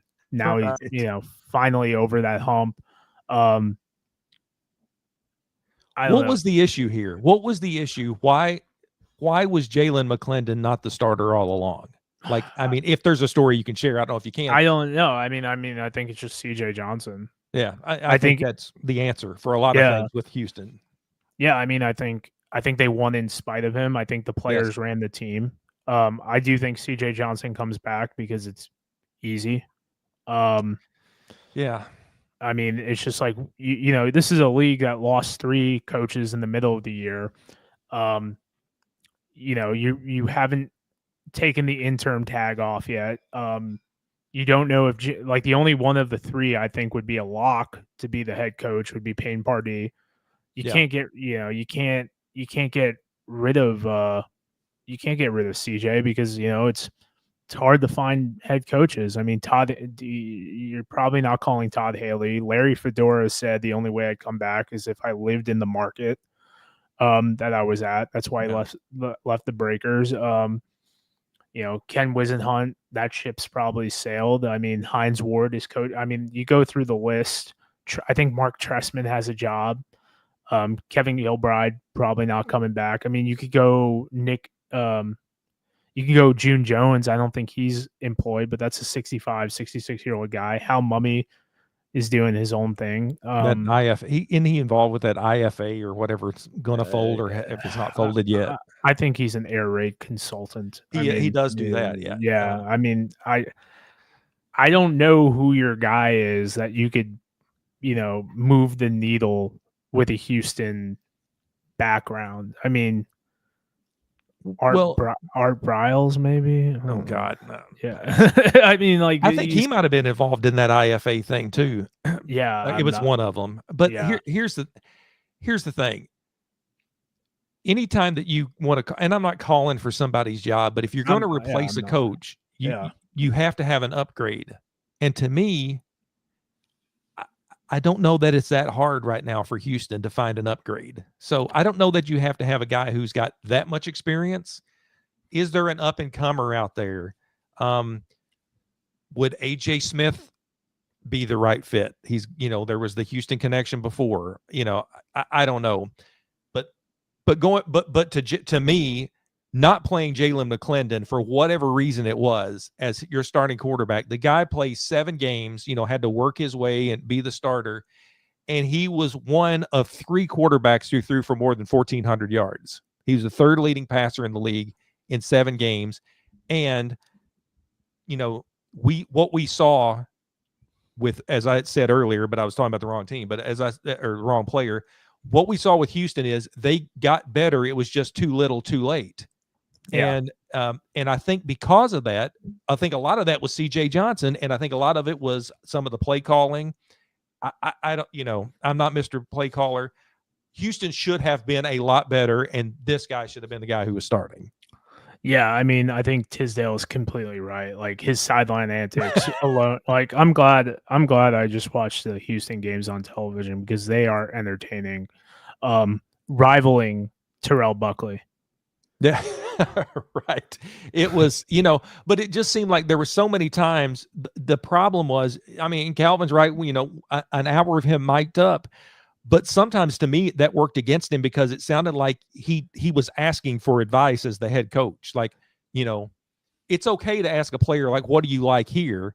But it's also when you've got Tom Cable over there, your offensive line coach you brought in, telling you what you need to tell the team. It just was a bad look all the way around. It was entertaining for us, but I thought Yeah, it made him look really bad a few times.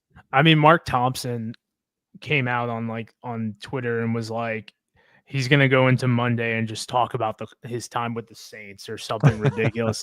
Right. Like Mark Thompson was a hoot on social media this year, and I know for a fact like last year they had a bunch of block punts. They didn't practice punt for like 2 weeks on special teams, like do What are live we doing? rushes or no. Yeah, no, it was pretty goofy. But yeah, I don't know. I ride it with McClendon. Hopefully, he sneaks you into a 6th or 7th win, Yeah. and Yeah. then from there you're able to do some good stuff, man. But yeah, I don't know, man. I mean, you had the Anthony Brown, like, NFL connection maybe, but I don't know, man. I just give this man 10. I don't give this man 10 games. Let him play. He's going to throw for over 2,000 yards. Yes. You probably do some. He's an MVP candidate in 10 games, man. Look, 7 games, third in attempts, fifth in efficiency, third in completion, total completions, third in completion percentage, fourth in passing TDs, and third in the league in passing. It's like, did you not recognize any of this in practice? Did this just come out of nowhere? I don't know. I get Nolan Henderson. I mean, because it just wasn't working with everything else. But it's like, to me, I didn't understand it, especially once he got in the game, and it seemed like it was immediate. Like Jalen McClendon, you saw him, like, okay, this guy should have been the starter. It wasn't like he just kept like getting better. He came in and looked good to me. Yeah, I mean, it is I don't know. I think they're going to do the right thing. I don't think there's too much to like lose your mind about with this. Yeah. I think they're going to do the right thing, and I hope let them play 10 games, and bring Henderson as your QB too. Similar skill sets. You can play around with that, and then find. I said bring in Donovan Smith, a former Houston guy, to be their QB3. That would be because he's unsigned right now. So you keep some. I want to see 10 games out of McClendon. Oh yeah, no, we're all in. We're all in on Yes. 10 games. Yep. We're all in. It wasn't the skill set. It wasn't anything about his play. It was availability. That's it. The best ability. The best ability is availability. And I think he's going to do great things with the Ravens. And, if not, I don't think he comes back, because I know his business is doing pretty well, and he will go and do great things. He's such a talent, man. He is just, It was so fun to watch. And he might have, I don't want to take anything away from him, because he was one of my favorite quarterbacks to watch. Yeah. But as you pointed out, and it got me to thinking with like Danny Etling stepping up, like Bryce Perkins was the MVP of the league. And, I'm not saying that he wouldn't have been the MVP of the Michigan Panthers, but to be the MVP of the league with that and playing 7 games, I don't know what the criteria was, or I don't even know who was voting that way. If it was coaches, players, both, whatever. I just don't know, like, who is who is what were the criteria, and why would you have picked Bryce Perkins over Jordan Ta'amu or even over Luis Perez? Yeah, I mean, is it voted with the players, the coaches? I mean, the executives, do they want to prop up Perkins in an effort to get him to the NFL? Could be something that's a good point. That could very well be it. And, I will say, I thought he was going to be rusty coming in, like when he finally got back from injury, and he was not. I mean, he was awesome. I think he was healthy. I think he was healthy in week 10 personally. Oh, I think that was a healthy scratch. Yeah. Like, why even take you don't need to take the chance. I thought they might run him out there for a series or something, just to maybe knock some rust off. And, but they obviously didn't need to. Yeah. I mean, I think he was healthy. I mean, the game was, air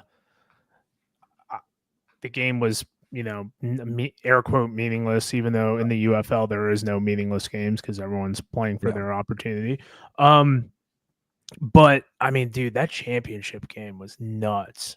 It was fun, even though it was a blowout. And Daryl Johnston said, well, I really would have liked to have seen, a more competitive game.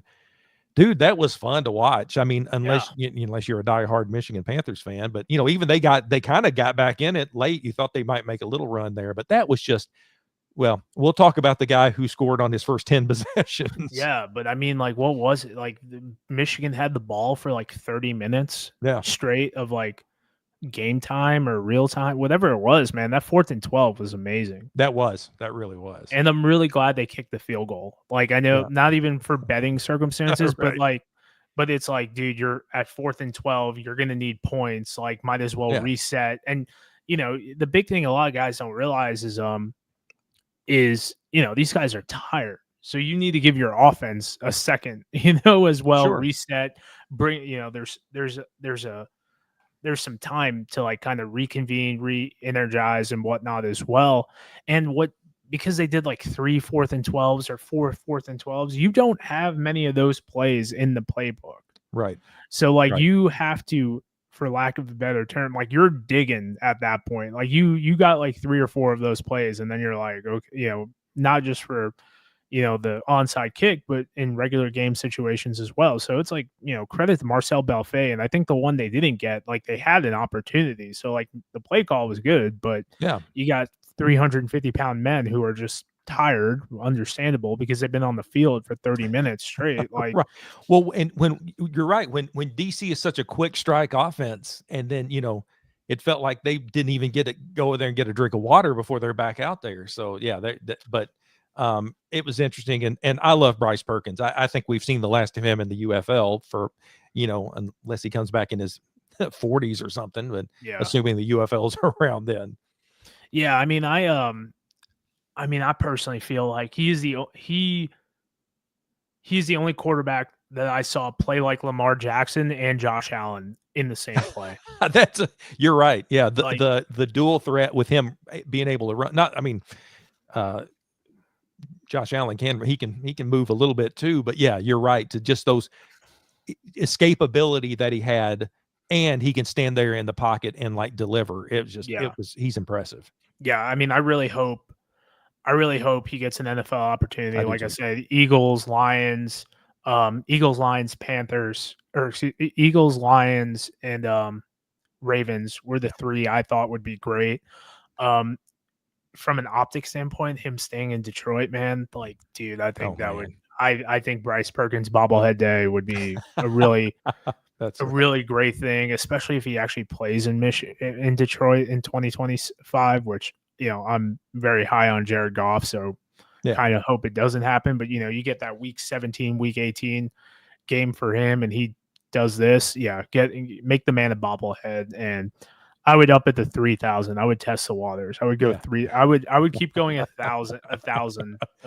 Increments of 1,000 for every bobblehead. Yeah, because I was just thinking, it's like, man, what if there's less than 2,000 people at this game for Jake Bates bobblehead day? But yeah, did not happen that way. Yeah, they were standing in line for that game. That was something you didn't see at Ford Field. And that was not a Lions game. I love that, man. That was cool. Yeah, I think he played great in the championship game. I really do. Yeah. Like it just happens the guy who played across from him played way better. So 100%. And what Calvin says, right? Yeah, Panthers defense, man, it was just they were getting burnt.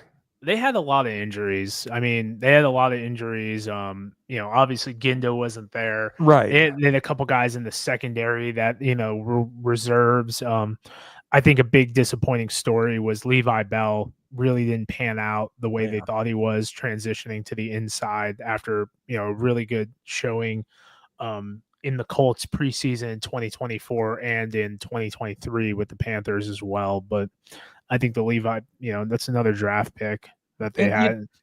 I'm sorry, Pat. Yeah, and and Mike Nolan mentioned it. They pretty much signed some guys off the street in the secondary because they were so thin before the USFL championship. Mm-hmm. And they were kind of able to contain, Deion Kane and some other guys there for Birmingham. So, but you're right. They were thin at defense. I mean, that's true. But you can take 0 away from Bryce Perkins because, man, that dude just, when he played, he was playing. Yeah, no, he's like I said, if he plays that game 8, game 9, I have no problem with him being the MVP, even if he put up pedestrian numbers. But I think it discredits the award for Teamu and whatnot. I agree. Yes. Moving into number 2. I thought it was just outside of one play against DC, which whatever. That was very unlike him, but yes. Yeah. He to me was this is his best football I've seen him play. Yep. And I talked to Anthony Miller about it. I stopped counting, but it was 4 touchdowns off the board that they took because of the super challenges. Yep.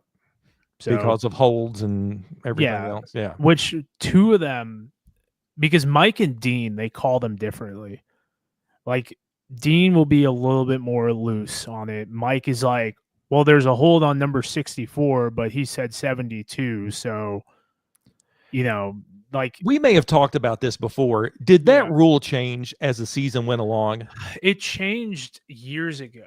It changed because originally, like you know, have a game changing touchdown, the team and the coach would just be like, "Oh, there's holding on it," Right.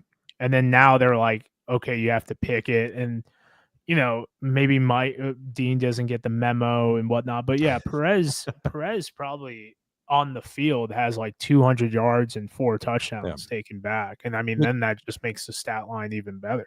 Yeah, because he almost broke his own record, and he's still playing at such a high level on this. And you and I have talked about this before. It feels like he's a 4A player. Yeah, It's and I would love to see him play as long as he wants to on this level. I don't know how long that would be for him. Because I really thought, as we just said before, I thought that when you write a book, it feels like that's the end of your career. You're putting in a memoir. So yeah. I I mean, just I would love to have I'd love to see him come back. I want to see him come back because you know, big stats guy, and I think um big stats guy, and you know, obviously, I think it. He like I know we joke about his Hall of Fame case, but I mean, like it's a story of football. It's not the story of the NFL. Is what I can't. no, it's because if you look at his stats, it is the Professional Football Hall of Fame, and I know stats is not everything that gets you in the Hall of Fame, but we've talked about this for over a year now, and I've done some research. When you compare his stats to some of the quarterbacks who are in the Hall of Fame, and it is hard, you would be surprised about how hard it is for a quarterback to get in there. His stats do beat some of them. Yeah, Now, he's not going to beat Brett Favre or Troy Aikman or some of these guys, but he has some stats that beat. And I don't like to compare era to era either, because I don't think that's fair, because it's a totally different game. yeah, But all that said, he is, as you said, the story of pro football, and there's a lot that you could make a case for him. yeah. And I think with a guy like him, you have to like factor in like a 17 game average. You know, I am of the mindset now when it comes to like pro football accolades, like a 10,000 yards isn't a shoe in anymore for a Right. receiver. But I think as a running back, it ups your standing because Sure. we're in a pass happy, you know, era of football. I don't think 100 sacks now is as impressive because of the extra game and offenses throw the ball more. So you have more opportunities to get sacks, you know, and I think when you start peeling back like criterias of NFL Hall of Fame, or excuse me, Pro Football Hall of Fame, it really comes down to the story of what, you know, and I think baseball will be a good metric of this because I think a guy like Jacob DeGrom is not going to have, you know, you know, Jacob DeGrom's probably not going to have 150 career wins. You know, he's probably going to have like 2,500 strikeouts, something like that.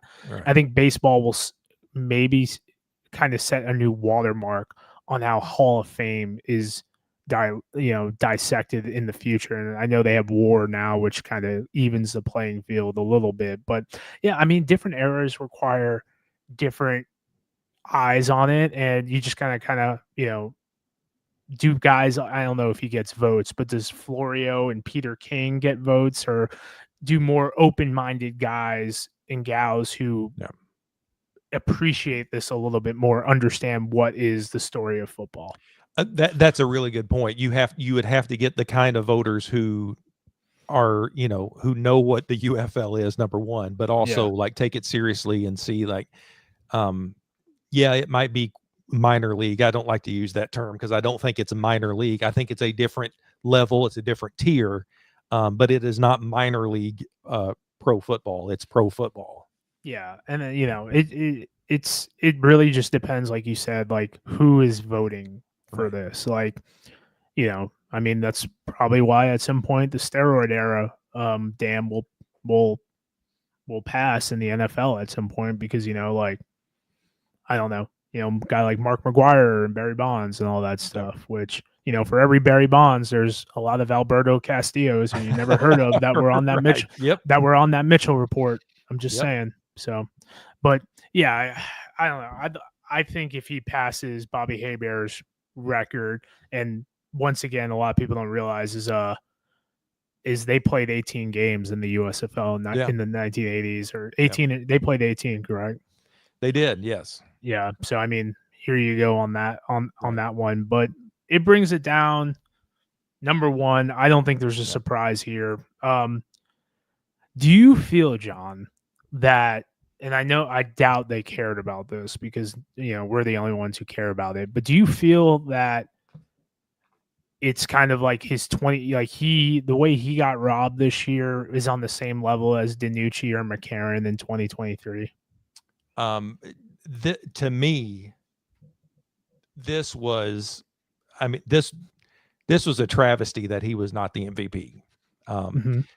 What I liked is what Shannon Harris said afterward. He said, when they announced that Bryce Perkins was the MVP and Offensive Player of the Year, like Jordan Ta'amu posted on all his social media, good.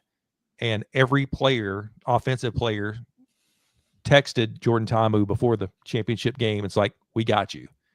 And Briley Moore after the game said, I felt like I didn't do enough. And Briley Moore was really good. It's like, I Yeah. felt like I didn't do enough to help him earn MVP. And that's how much this team was behind him. And not only that, it gave him the motivation to go out there and like just ball out. Now, it's not like he's not talented. It's not like he needed any extra motivation, because Jordan Ta'amu is a guy that I would not want to light a fire under. And that's exactly what happened. And it worked out to his advantage. And he became the MVP, obviously, of the championship game. I just thought like it was a travesty that overall, and nothing against Bryce Perkins, but Bryce Perkins played 7 games. And Jordan Ta'amu, played 9. I mean, what do you take away from him? He was the leading touchdown. He had the most touchdowns in the league. I just and was second in the league in passing yardage. So to answer your question, that was a long way of saying yes. I think this was worse than McCarron and Danucci. Yeah, I mean, dude, I don't get upset about it because life's too short and whatnot, but like in the sample bubble of the scope of this, it's just kind of like, what are we doing, man? Like, I don't, like you said, I don't understand why. Yeah, like this is a guy who's bought in. He's bought in. He is a 2020 guy. He's been in these leagues. He's USFL, XFL, UFL the last 2 years, and it's just like, this is your guy, man. And he's like 27 years old. He's still young. Yeah. Like he is. And kudos on Perez for taking the trademark or whatever he did with the Spring King, but like right. This is the dude, man. And like, a lot of people don't realize that, like, yeah, Perez and him are 1 and 2 for a lot of these things, but like Ta'amu didn't play in the AAF or TSL. Right. He's got more touchdowns than Perez passing, and probably total because of his rushing ability as well. Like, it's he didn't get, and Calvin's bringing it up, it's like you gave Perkins the sweep, man. Like, you gave him the all UFL quarterback, you gave him the MVP, you gave him the offensive player of the year. Like, you couldn't give this kid one thing of hardware. And I know at the end of the day he's got the championship ring and the MVP of the championship game, but like, if you look back at the USFL and the XFL, the MVPs have all earned and stayed in their NFL contracts for 1 year. Turpin, Martinez, Magoo. Turpin just signing a multi-year, 3-year deal, like 18 mil. Martinez is probably going to stick in New York for another year because of the skill set he has. Similar to Fields and Taylor. Magoo, I think I looked up his career earnings was like 400. He made 400K in 2 years in Green Bay. History shows us that Perkins will stay at least a season, and that's another 250 grand if he's on the practice squad, and upwards to 700, 800 grand, maybe $1 million because he's a vested veteran. Like, you're taking money out of this kid's pocket. Yeah, I didn't think it was fair to him. It lit a fire under him to win to play. I think the way he played, I don't know that he played above his head, but there was motivation there to win this championship. A little extra motivation, not he wasn't motivated. It wasn't fair to him. I don't think it was at all. I think he was, not only was he one of the best players in the league, like yes, Luis Perez had more passing yards, and I know we're talking about an MVP conversation, so you have to make comparisons, but also comparisons can be the thief of joy. And then that's when you start to like, well, he was better at him and this and not this and all that. And we're talking about compared to Bryce Perkins too. But just looking at Jordan Ta'amu and what he did, to me, he could, as somebody pointed out, could he have been the MVP or the offensive player of the year? And Bryce Perkins is one or the other. It just to lay that out across the board on a guy who played 7 games, but who was dynamic, but played 7 games, and Jordan Ta'amu did what he did. You're right. I don't think it was fair, and you probably took some money out of his pocket on that. Yeah, and like you also, Mike DeLeo couldn't have done what he did. Like I think they're 5-5, 6. Granted, like I said, they're 6-4, but I think they're a 5-5 team. Yeah. And if I think Arlington sneaks in. I don't think they beat Arlington twice and whatnot, and like it. Maybe if it's not a rainy day against the St. Louis defense, DeLeo Right. beats them. I don't know, but to me, it's just like it's irresponsible, it's negligent, and I hope Ta'amu sticks a couple years, and I don't know where he fits. Buffalo might be the closest thing, is what I was thinking of. I know they have Trubisky up there. I don't know where he sticks. New England is a possibility because they're a little bit light in the back end of their quarterback room. But I hope he gets an opportunity. I hope he sticks around, and I hope we don't see him next year. Maybe he comes back in 27. But I think a year hiatus would be good. Yeah. And it's funny, you do mention that he's only 27. I remember talking to Reed, and I said, like, I feel like, his age might work against him because he just feels like he's been around for a long time, played for the 2020 Battlehawks.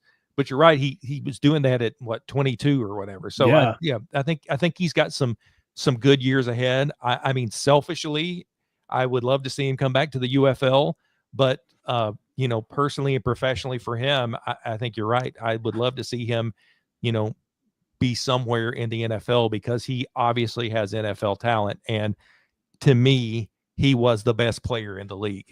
Yeah, no doubt about it. I'm very curious to see, start wrapping this up here because Jesus, we've only been on for like a little over 2 hours. Why you want to wrap it up? I don't know, man. Maybe I'm the weirdo on that. I will say, and I have my own random spreadsheet and whatnot. And I'll share it real quick to anyone who's watching, but we'll talk through it. If you can't see this, you probably can't. But I've been tracking over the last couple of years, like the UFL. Since 2019, the QB classes and whatnot. And if you look over here, I got this year's group, and it's $13 million earned. $13 million earned collectively through the group. And then one of my tabs, I do a difference of it. So John, just run through some fun facts. In 2019, the 2019 class, just over $10 million earned. The 2020 class is 27 million, and both of those are counting. The 2022 USFL class, 80,000, no one on the roster. Wow.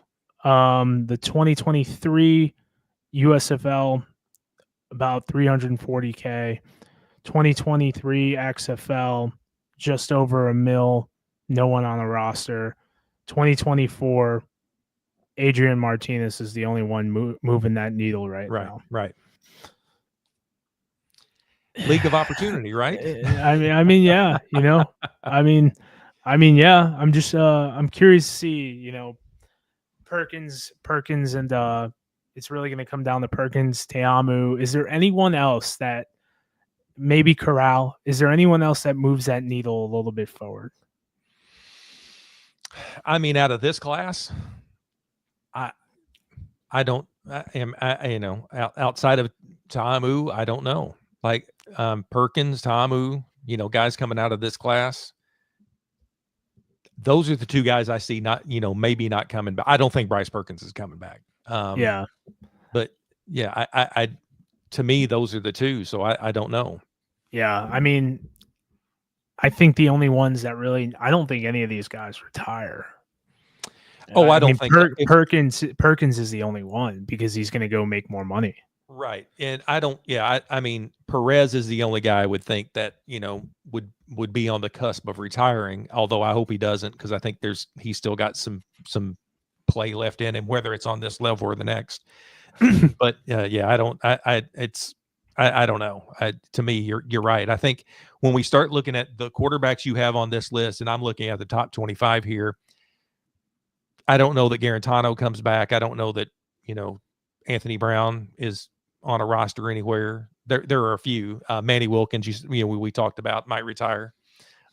So I think there's going to be there might not be a lot of stability, but I think there will be some stability in the quarterback rosters for 2026 for the UFL. Maybe different places, but I think the talent pool itself, I don't know how much, new blood will really get in here. Yeah. I mean, that's my big thing is like, I'd like to see, it really comes down to Hogan, Brown. Yeah, right. Yeah. Hogan, Brown, Guarantano are the first three. And then, pick a coin if you want EJ Perry or Troy Williams back. I think you bring one of them back personally, but flip your coin. I think you're right either way. If you get rid of one of those guys and then you bring in, a young pup, but I don't know, John. I mean, a lot of quarterbacks. I mean, signings are happening. Roster retooling is evident. We're going to see a lot of guys start retiring. I think last year it was 44. This year they're up to like 10 since the season started of guys who got cut or were released mid-season. So, we'll be tracking all that. We'll do our things. 10 UFL players signed so far. They just did about 20 workouts. If you're a fan of these UFL to NFL signings, John and I or myself will probably cover them as well. I can't keep up. That's all you, man. Yeah, I mean, I keep, I get the random text messages from people too. Like if I'm not on the Twitter or the Instagram or the press release, someone will just randomly text me and be like, "Hey, did you see this guy got signed?" I'm like, "Dude, I am working and I care, but I don't care as much as you would think." I get the press releases and I read you. That's how I find out about the signings. Well, I'm sharing them. I'm sharing them, my spreadsheets and my my stuff with you and whatnot. Yes. But I we'll do that. And for those who are a fan of these signings, I think next week they go on vacation. The NFL like staffs and whatnot. Yeah. So there will be a lull, and then they'll pop again because people are going to unfortunately get hurt, and then you'll have the 1 day signings and all that stuff. And, UFL draft,